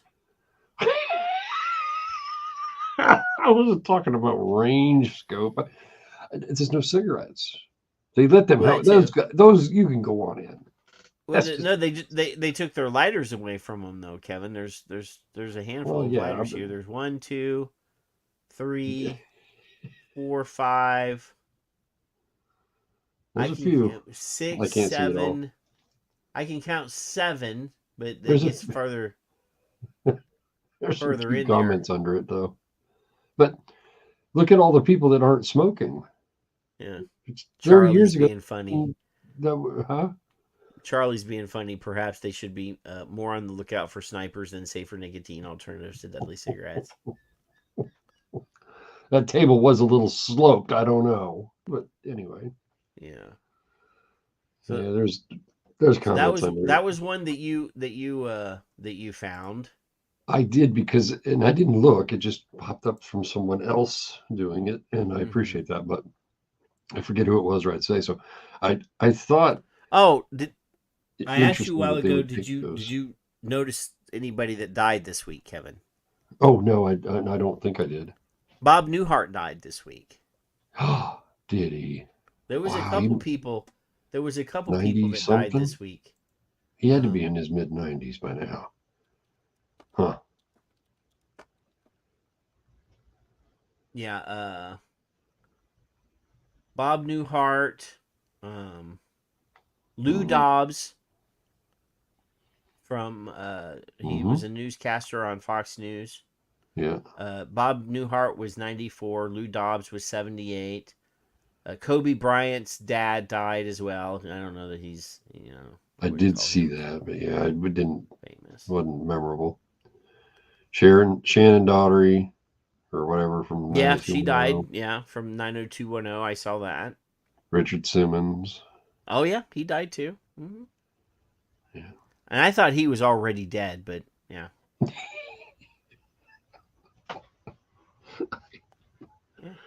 I don't know. I'm that photo makes me sad. But yeah, wow. I just but Well, here, that's let me share this one. So this is from Helen Redmond, Kevin. Oh, I kind of like Helen. We like her. She's got a piece in Filter magazine. No doubt you'll get the vaping bounce, so switch now. Thanks to blah, blah, blah for partnering with me to make this vape group happen. So there's an article on Filter, and that I retweeted this earlier. So go find that tweet. I'm not going to open the link, Kevin. Then I found this Dr. Timothy Vermillion. It says, you have tried to quit smoking, but nothing has worked. Evidence is rolling in that vaping decreases smoking levels all over. It's 95% safer than smoking. And if you want to quit, you can reduce nicotine strength over time. Oh my God, this is a doctor that's repeating Patrick. our script, Kevin. Hey, Patrick. Yo. Sometimes when you read things, you have to have in and out of context.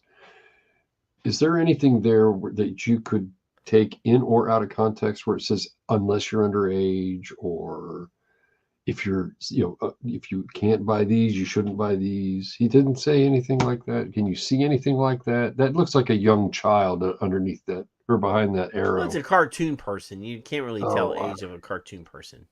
Well, you really can't tell an age of a person that smokes either. So go ahead. I'm glad. So, but I do like the fact down here that they're quoting study. Yeah. And our friend Joe Gitchell is the third name on there. Yeah. That's pretty good. Oh yeah, Shelley Duvall and Martin Mull died too. Yeah. Shelley Duvall did. Yeah. What? She from The Shining and from Popeye and yeah. The Shining is absolutely probably in my top 3 or 4 favorite movies of all time, Kevin. Probably one of the better performances of her life, in my opinion. Well, she wasn't in a whole lot of stuff, but yeah. I like that. I like Timothy Dr. whatever Vermillion. Dr. Vermillion, I like that, Yeah. And then we got a thing from Echelon Insights, Kevin. It says, among the 22% of Americans who have tried to quit smoking, e-cigarettes are the top choice. Number 2 for Gen Z are spit-free nicotine pouches, e.g. Zyn. It says here, Gen Z is 3 points more likely to try Zyn than Americans overall, and 6 points more likely to use e-cigarettes. Look at that. Yeah. Now, see, I really don't know for sure because that's not the way it went. But if I were trying to stop smoking now, I may, because Dick Durbin doesn't like Zyn. They must be okay. So I would probably try something like that now, but I wouldn't have years ago. And this was like, well, it's like when just what I wanted. I think you and I have both said repeatedly, if the heat not burn, if those were out when I quit smoking, that might have been, I might have tried that and never tried vaping. Yep. And we probably could still be doing that. Yeah. But we wouldn't have a show, would you? Yeah. So here we have Lord Flashheart, who says, happy Friday, my fine fellow far-right bigots. I have lived like a saint this week. Not a drop of alcohol or a milligram of nicotine since the England game. So, he's European. Home cooked meals and 3 gym sessions. Let me tell you, clean living is a load of bullocks. My life has been exactly the same, except a bit more boring. So for all my sinners out there wondering if they should drink a little less or maybe give up a vice or two, my advice is don't. Nope. Life was stressful enough before we had sophisticated labor government with their trousers down, ready to roger us into the gulags. So crack open a beer, shag that suspiciously itchy girlfriend. I don't know about that. Order the filthy takeaway and have a fucking good weekend, for fuck's sake. We're only here once. Cheers. Just eat them rat parts, would you? Just go. Get you some rice. I kind of live a little. Yeah. or not. Well, I like that one. Yeah. I might snoop that one around tomorrow and retweet it. Oh, I did retweet it, so you can go to my profile and find it, I'll or it's do linked that. into the show notes, Kevin. I'll just make you happy. That's what I'll do. Yeah. Fuck. I like that. And I then- love the opening, though. That's good. And then we have Dick Gregory. A quote from Ruh-roh. Dick Gregory says, if they took all the drugs, nicotine, alcohol, and caffeine off the market for 6 days, they'd have to bring out the tanks to control you. That's good. That's good. Yeah, I thought that was pretty good. And then we have Southern one from India. Phil that we were tagged in, Kevin. Oh, the rodent. So it says here, South Georgia mother considers lawsuit after her son is kicked out of school for vaping. And this is Kevin, this is very depressing to me because this says Coffee High School. Certainly it's someone's name. That's so sad. Yeah. I read it earlier. Yeah, let me Thank you, Phil, by the way. Let me see if the news story will open. At least no one was beaten. I don't think. I didn't watch it. I just read it. Yeah. Are you hearing audio? I am not hearing audio. Back to you. I didn't hear it. It looked like they were researching. Maybe they were researching vapes and they'll know enough eventually.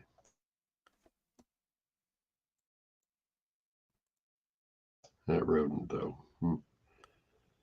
Lawsuit after her son was accused of vaping in school and kicked out. She says the Coffee County school system hasn't proved evidence that her son did anything wrong. According to a behavior detail report, the school says Ross admitted to smoking a THC vape on April 19th, but Ross says he never admitted to that. The school report says the vape smoke set off the fire alarm. So the school is kicking him out because they say he admitted to smoking a THC vape pen. Was he Except under that questioning without an attorney? Apparently, he's saying, I never admitted that, but the school is saying that he did. Yeah. So, Well, who do you trust, Patrick? Under normal circumstances, you trust teachers, right? Huh? Kid, Right? Yeah. Kevin, when I was a kid, my mama would probably have sided with the teacher. Right. I know. I get it. But I disagreed with the teacher once myself. Well, twice. I got in trouble for it, and that's fine. And then my son had an issue, and we went to the school, and she admitted she was wrong when I came in. I didn't confront her. We sat down and she said, "Listen, I want to talk to you about this, and so that's why we're here." And she was wrong, not my son. Anyway, normal human. Forcing an evacuation. Ross was then suspended for 3 days and told to finish the remainder of last school year and the first semester of the upcoming school year at Coffee Educational Academy, but his mother refuses to send him there. They had the evidence that they say they have, then we will be going forward. We're still on standby. They're still stalling out. I even went to the schools asking, but they really wanted me to place him in alternative school, that's something that I didn't agree upon doing. Georgia state law says if a school recommends suspension for less than or equal to 10 days, the student must be given oral or written notice of the charges. If the student denies them, evidence must be presented, and the student has the opportunity to present their side of the story. But even then, the student can still be removed from the school and does not have the right to a formal hearing or to appeal the suspension, something that doesn't sit right with not only Ross's mother, but others in the community. So, due process under the law? Nope. I assume the whole country thinks, that children have no rights in a school setting. I guess. No. The school, if it's a public school, Kevin, they have to follow the fucking rules. The Constitution. Right? Oh, I did not know. Fuck. I mean, this is a public school that is paid for by taxpayer dollars. Well, it's a county school. They said that, therefore it's paid for by taxpayer dollars. But they don't. It is a U.S. government-funded educational place. But they don't understand the Constitution. Due process. I've asked you 1,000 times, do children have no rights once they turn 18? Kevin, do suddenly? Kevin, I'm not an attorney, but I could probably argue this in court and win. I bet either of us could. I bet I'm just as smart as you are for this. I would just go up with the Constitution and slam it down on the table and say, "Yeah, just here. Tell me what it says." I'm just saying that here's the Constitution, and here's the line that says due process for all and equal justice for all. You see that? Yeah. I made a meme when that thing happened a couple of years ago that said, just because there's that thing doesn't mean this is invalid. And I only put it out a few times because that's not really my forte. But I would still say that somebody needs to go to this school board meeting and put them in their place. If it was my kid, sounds like she may. I hope she does. Well, I hope somebody she's not very well spoken. I hope she becomes or is or has someone who will be. Well, if you stick to the script, I can write the script for you. Community as well. They put a kid in there for the whole semester. And these are good kids, and sometimes, like our penal system, we want to put people around people that's got issues going on, and it make them worse. Paperwork shows Ross can return to Coffee High January 2025. I did speak with attorney Kelly Neal out of Macon, who confirmed Ross is her client. I also reached out to Coffee County Schools, but the superintendent declined to interview. See, when it comes to cataract surgery, they're not accountable. Why are you violating this student's rights? Well, because we make the rules. Because we can.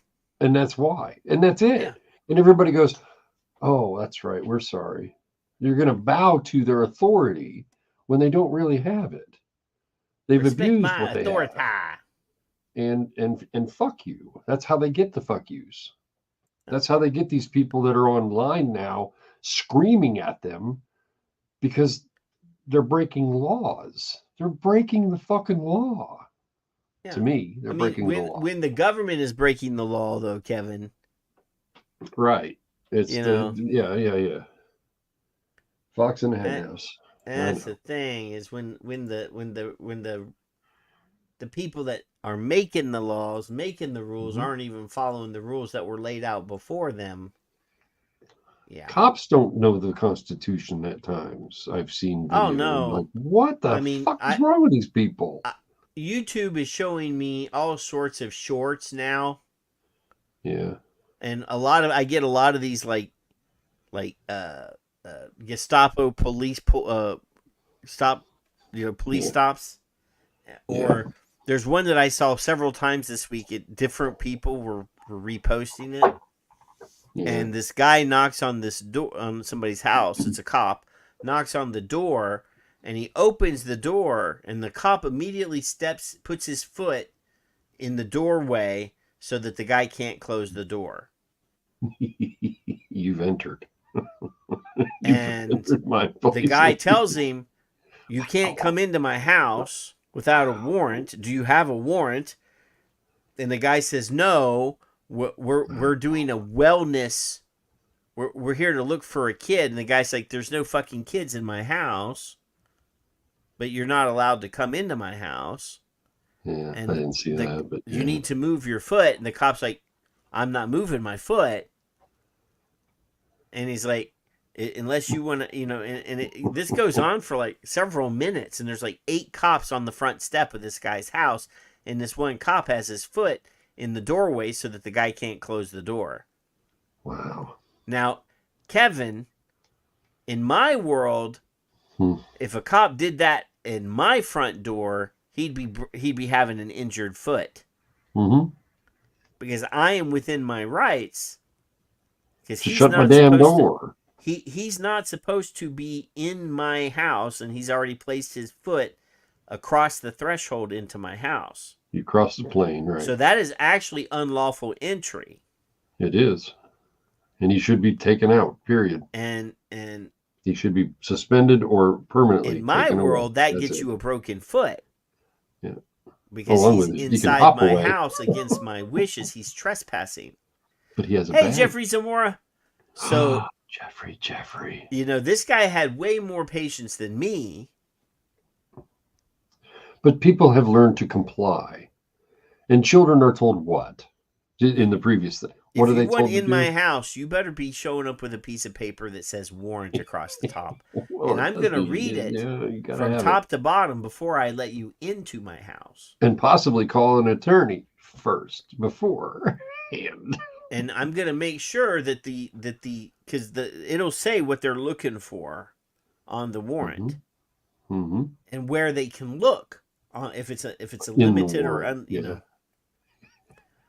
I'm going to make sure, because if they uncover something that they weren't looking for that was not out in the open. Now, if they come into your house and you got stacks of Coke on your coffee table and they're looking for now they got something else, it's out in the open.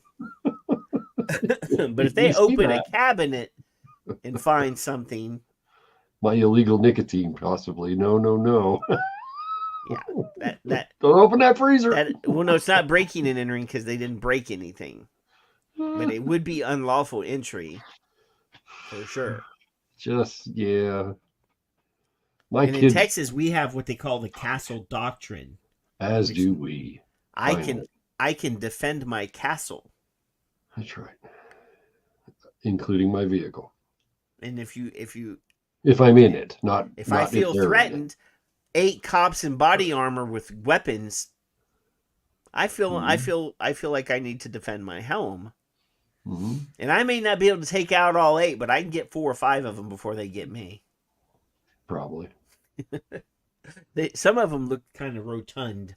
They probably don't move very. Yeah, well, I'm not fond of the necessarily testing the police like the 2A guys do that. I'm glad they do. I'm just not going to watch 20 hours of that bullshit. But for some reason now I'm getting all these shorts on my YouTube. I'm in the algorithm now. I get the guy walking down the street with the AR-15 on his back and the cop pulling him over or stopping him. He's walking on the sidewalk or whatever, and the guy says, "What law am I breaking that you are stopping me?" He's like, "I'm holding we're investigating." Mm-hmm. You give me your ID, and the guy's like, "I'm not required under law to give you my ID unless you are stopping me." Our friends outside the country may not get this, but that's for a crime. The law. What crime have I committed that has incited you to stop me and ask for my ID? What crime do you suspect that I have committed? And the cop goes, "Well, none." He says, "Well, then I'm free to go." Well, no, not yet. Because you can't ID somebody without probable cause. You have to have a reason to stop them. You have to suspect that they are committing a crime. And carrying an AR-15 down the sidewalk is not a crime. Is not a crime for you outside the It's stupid. It's stupid. Yeah, you're asking for trouble. Clearly. Kevin, I have plenty of firearms. At no point do I open carry. At no point do I open carry. I've never open carried. I've never open carried ever. Never. I might conceal carry because I have a card in my wallet that says I can, even though I now may that or we're in a could. constitutional carry, it's redundant. Yeah. I still carry it with me, and I still follow the rules Mhm. that I learned when I Mhm. got my concealed carry permit. I still follow all those things because I have ingrained them in my memory, and they're there now, and I might as well just continue to do it because I lived quite well and safe and comfortable, and nobody was nervous around me because I followed the rules. Nobody knew. Nobody's ever known. We've had people here test in Ohio, certain parks, open carry. They've eventually won most, I think, if not all of those cases, but the cops don't know any better. That's all. And Well, now I mean, this cop even knew try. better because this cop said, well, you're not committing any crime. Well, then you can't fucking ID me. But they're trying to use you're inciting violence or you're trying to. You're making people nervous. Well, I can't. Yeah. I can't control their feelings. I can't control how they feel. And it's Can't the do same thing with the First Amendment guys, with the cameras and the faces in the courtrooms and the things. So I've had those algorithms, and I have watched a few, but boy, Right. that's a time wasting, sucking. So yeah, that camera in the face nonsense. Yeah. I'm waiting for the Supreme Court or somebody to make a ruling on where is your personal space. Right. Does it stop at my skin? Right. Or if somebody is putting something directly in front of my face but not touching my skin, is that my personal space? Right. Well, I'm saying in general, you can't record inside a courtroom. And where is that I don't feel comfortable, I don't feel safe line? Right. Because if somebody's putting a bullhorn in front of my face and then making it screech, I saw some videos this week of protesty people like getting bullhorned in the face. Myself, if that hurts my ears, does that qualify as defending myself? If that between assault and battery, right? Yeah, yeah. And will I be charged with that guy having to go to the emergency room to remove the bullhorn from his rectum?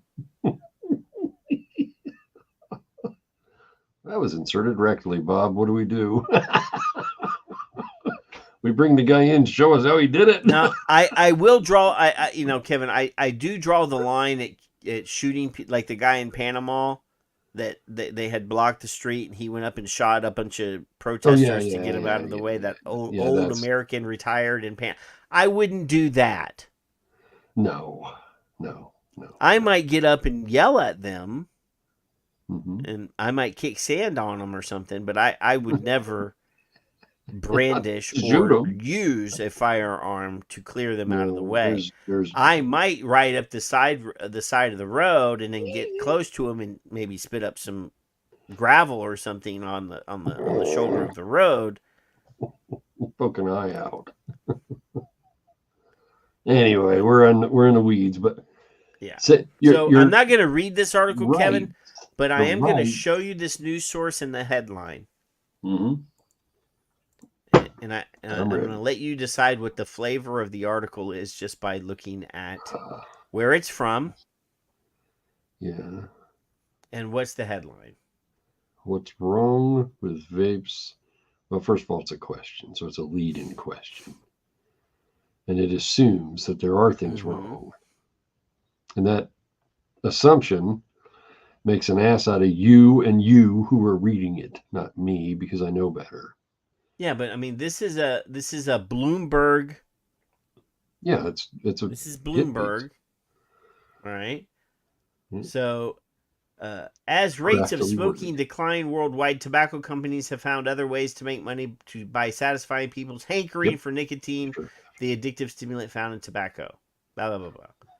So they go into a long thing here about how the big tobacco companies are looking for ways to addict Americans and make them, die, and people around the world, and blah blah blah.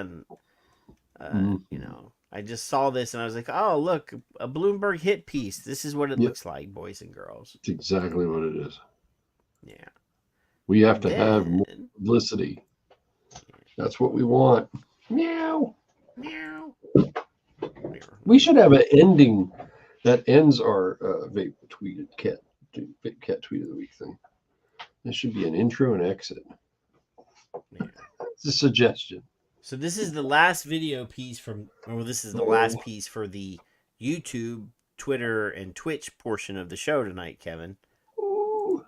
Then we can go over to the Rumbles and.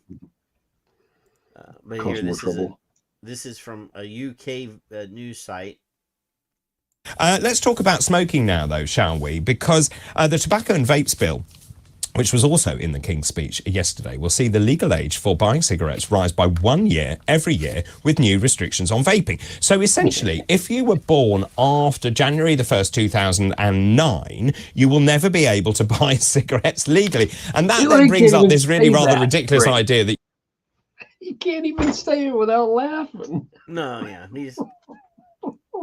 Even this British guy who's used to being told what to do is looking at this like this is fucking asinine. You could be 76 and be able to buy cigarettes, or a 76-year-old could buy cigarettes and a 75-year-old can't. And so you at 75 have to ask your mate who's 76 to buy cigarettes for you. So this is like when you're in the old folks' home later in life, right, and there's an older guy there that can buy cigarettes because he's, legal. You know what this does? You know what this does for us, Patrick? It keeps the black market wide open.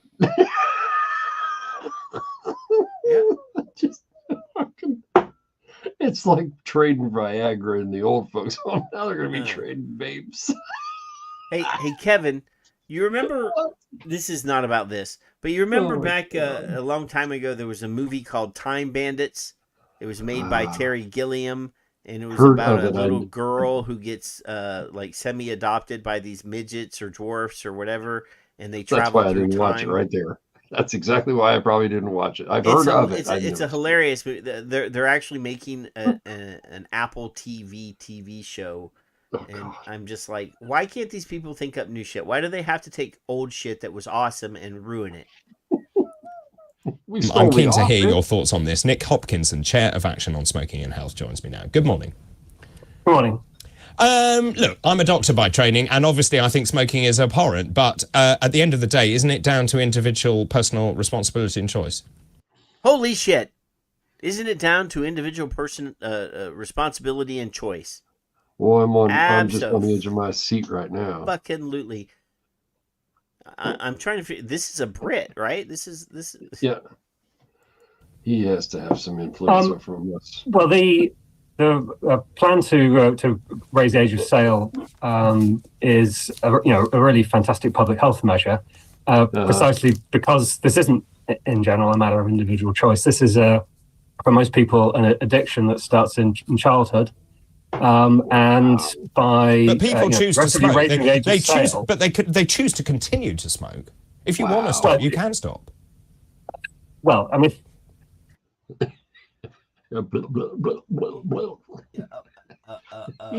hey Patrick, did you just skip over the part where he answered his question, or did you just let it roll?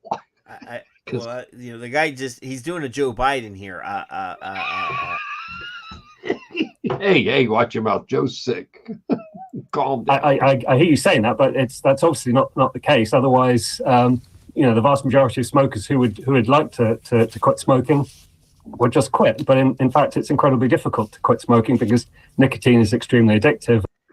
I'm waiting for him to say it's as addictive as heroin, Kevin. And the tobacco industry has worked incredibly hard to manipulate cigarettes and tobacco to make. Now, while they're talking about big tobacco, they're showing Chinese tobacco products on the back on the side screen. Stop. If nicotine on its own is as addictive as these fucking people have been saying for the past 30, 40 years, since the anti-nicotine people have been around, and also the patch and the gum, why would the companies have to manipulate the cigarettes otherwise to enhance the cigarettes to be addictive? So he can fuck off. Oh yeah.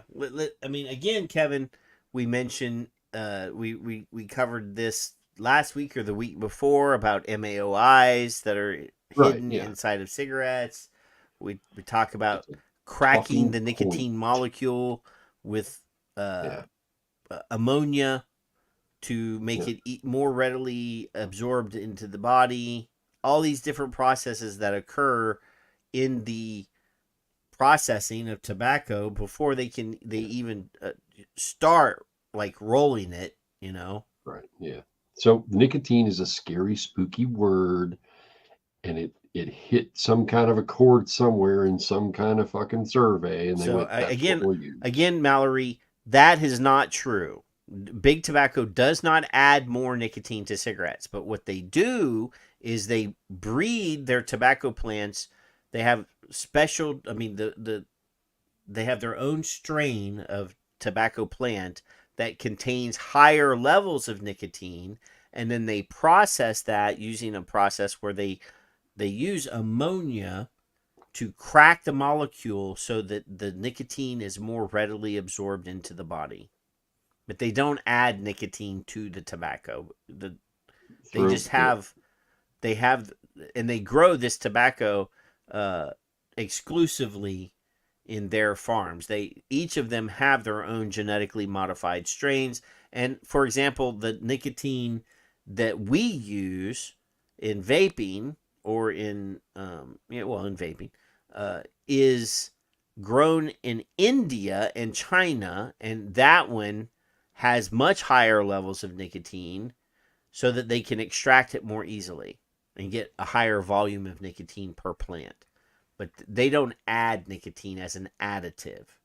They just make it so that it is more readily available in the body. Make smoking as addictive as possible.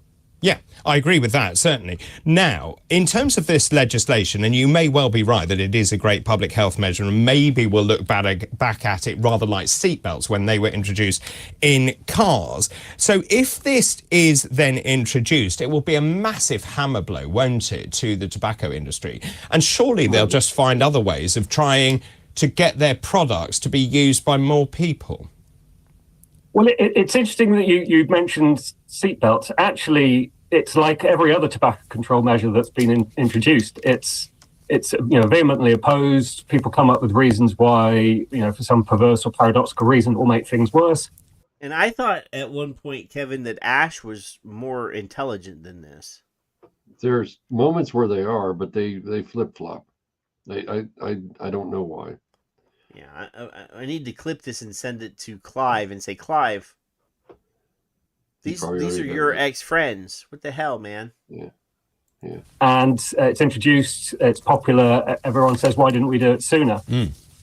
So smoke-free laws are the best example for that. There was a lot of chuntering about how this would be terrible. There were all sorts of bad outcomes. People would go home and smoke on their children and so on. And smoke-free laws were introduced, encouraged a lot of people to quit smoking, introduced the idea that smoke-free environments were healthy, so people stopped smoking indoors at home. And nobody looks back and says, wouldn't it be great if we could all go to smoky restaurants and have to inhale that and make workers sick by having to breathe in smoke from their customers. I mean, it's a brilliant point, because it reminds me, of course, of the days of going to the pub where you came out of that and your clothes absolutely stank of cigarette smoke. I don't miss it one bit. I actually enjoyed that experience, Kevin, going to a bar and having a beer and a cigarette, and I actually do miss that. I kind of knew that I was going to come home smelling like cigarettes because I enjoyed smoking and drinking at the same time. That's exactly right. Yeah, and that very rapidly improved the health of bar workers, and it was associated very rapidly with reduction in children being admitted to hospital with respiratory. So people not smoking in the bar has increased the health of people that work in the bar. I want you to show me. That can't be true. The study that says that. Well, they just said it. That's what they said. No. I want an academic. I want the academic source on this one. Yeah. I want you to show me your work on this, because I've never seen that study. And Kevin, I like. But they said so. It I like must to be scan true. all of the relevant data. that I can find. They don't think of people like you. They don't think they're going to follow up. Nobody's going to question me. I can say whatever the fuck I want. This is like Donald Trump and Joe Biden all wrapped up in one. There's no illnesses as well, because people took the smoke-free indoors concept really seriously. So the point about raising the age of sale, we know it'll be effective because back in 2007 that the age of sale was. Now, how do you know it will be effective? Because every state or country that has introduced this legislation has thrown it out. Mm-hmm. No state or country that I am aware of has gotten this legislation through and passed into law and became active, because they passed it in New Zealand, but then the very next government turned around and pulled it out because they realized it was dumb as hell. So how do you show me proof that it works? I have proof that it's great propaganda. It continues their narrative, and it could possibly, if it passes, and I don't think it would, it will keep them in a job for another, say, 100 years. But they don't care about the people in 40 years from now that need the job. They're just worried about their own. So they want to do it nice and slow. Pick. One year every year until one little it tiny reaches bit. 100. And fuck all you people that are just old enough, because you can keep doing it. Was increased from 16 to 18, and that reduced the smoking among young people quite dramatically. It's been increased to 21 in the US. What? So yeah, you limit younger people's freedom until they become 21, even though at 18 they can sign up to the military, they can take out crippling loans and never pay them back, they can do all sorts of other stupid adult things. Mm-hmm.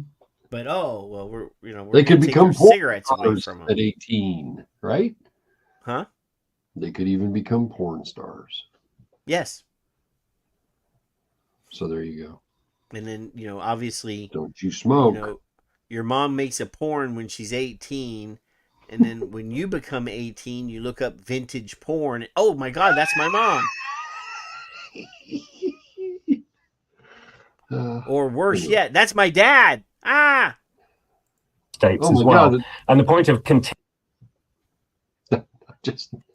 to increase it is just so that the tobacco industry doesn't have the opportunity to hook people at an older age. And 2 out of 3 people who continue to smoke will die from a smoking-related disease. It causes people to need social care about 10 years earlier, and it's just a huge drag on the economy as well. It contributes to people being poorly. They're not able to work. The money it's spent on smoking kind of disappears out of some of the poorest communities. It's not sort of recycled through the economy locally. So it's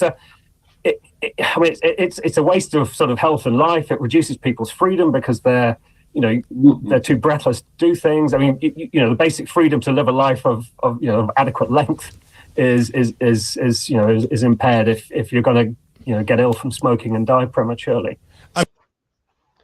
That's funny you say it restricts freedom when I have personal knowledge of a friend of our world with Ray up in Canada who found his freedom, and then they didn't like that either. No, he's not there, but it's the same fucking story. You can't do that, Kevin. You can't have choice. You can't, enjoy something. No. Fuck that. We're gonna. Steve asked why he's stuttering. Well, Steve, I don't stutter as much now as I did when I was younger. Usually my mom would say that when I was stuttering, it was because I was nervous or I was lying. So, it's like when they say if you look up into a certain, either up to the right or up to the left when you're telling something to somebody, that's the part of your brain that you're relying on and you're fabricating. When you look at certain, the body language experts say that. So yeah, it could be a tell. It could be a tell. But anyway, Kevin, we're gonna go over here to the Rumbles for the next 4 little articles. All right. So that we can get out of here. Yeah. I am gonna slap the link to the Rumble into the YouTube chat so that everybody can go there that wants to. Here it is. Here it is. There's some people over there. Yay. For sure. And I opened my my Rumbles so that I can see it, and I immediately get hit with an ad. I better be making some money off of this. Well, there actually, you go. 2 ads. Ron Paul is one of my ads. So we're gonna go over the Rumbles. I'm gonna go get some water because that's one of the instructions that I received from the doctor in the emergency room was drink plenty of water. Hydrate. Now immediately, Sonia is already over there. Kevin, your sister is already over there. My wife immediately told me that I was not allowed to drink coffee. What? So I refrained from drinking coffee until Thursday. And when I went to see the urologist, he said, take this Flomax medicine and drink as much water and water and juice and he said coffee. And the moment the word coffee came out of his mouth, I said, "See, wife, you were lying to me. I could have had coffee all this time." Did he defend it at all? He was like, Oh, he stuttered. Okay, good. Yeah. You stand between me and coffee, you might get in trouble. But me and my wife and coffee, in fact, yeah. So I'm gonna play a 2-minute video while I run and get water. Kevin, my sister, we're sisters, her and I. Yep. Go on, do your thing. So I love all of you. Some of these people may not come over to the Rumbles because they're not nearly as cool as some of the other ones, but we're gonna go exclusively to Rumble after this 2 minute and 11 minute 2 minutes and 11-second video, or shortly thereafter. I love all of you. Patrick's still an ass. Doesn't matter. I don't deny that. I absolutely do not deny that. But we'll be right back, boys and girls. But over at the Rumble, not here on the YouTube. So go over there, because we're here. We're gonna play Kathy.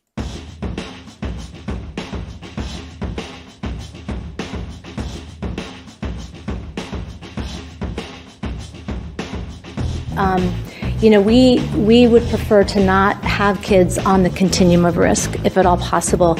But we recognize that's not possible because kids are kids, and there's many, many, many reasons why they choose to do different types of things. I started saying that, we wish, at least from the FDA's perspective, that kids were not entering into the continuum of harm, but once they're there, how do we care for them? And, our messaging is prevention based, and so we're trying. We certainly acknowledge that teens are teens and that they are experimenters. If we get asked a specific question by a teen, either a direct message to us or via social media about the relative harms of vaping versus cigarettes, we try to be as clear as possible that if your comparator is a cigarette, vaping is less harmful. But vaping alone, especially if you've never been a cigarette user, vaping alone is not benign. And so we try to give them that frame of reference. And what I would say is kids are incredibly smart. I'm sure both of these gentlemen, I'm sure, see that. And they have a crap detector a mile wide. Like if we were to message proactively to teens that vaping is not as harmful as smoking, there are people on both sides of that argument, right? Mm-hmm. One is you could just give them the facts and let them make the decisions. The other side of the argument is then you're getting rid of all the protective factors and you're kind of giving them license to use. And so, we have not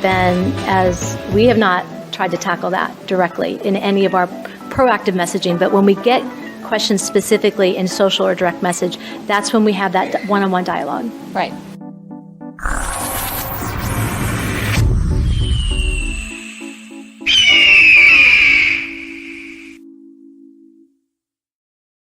I'm going to ask the Justice Department and I'm going to ask the President to tell us what they're going to do to protect this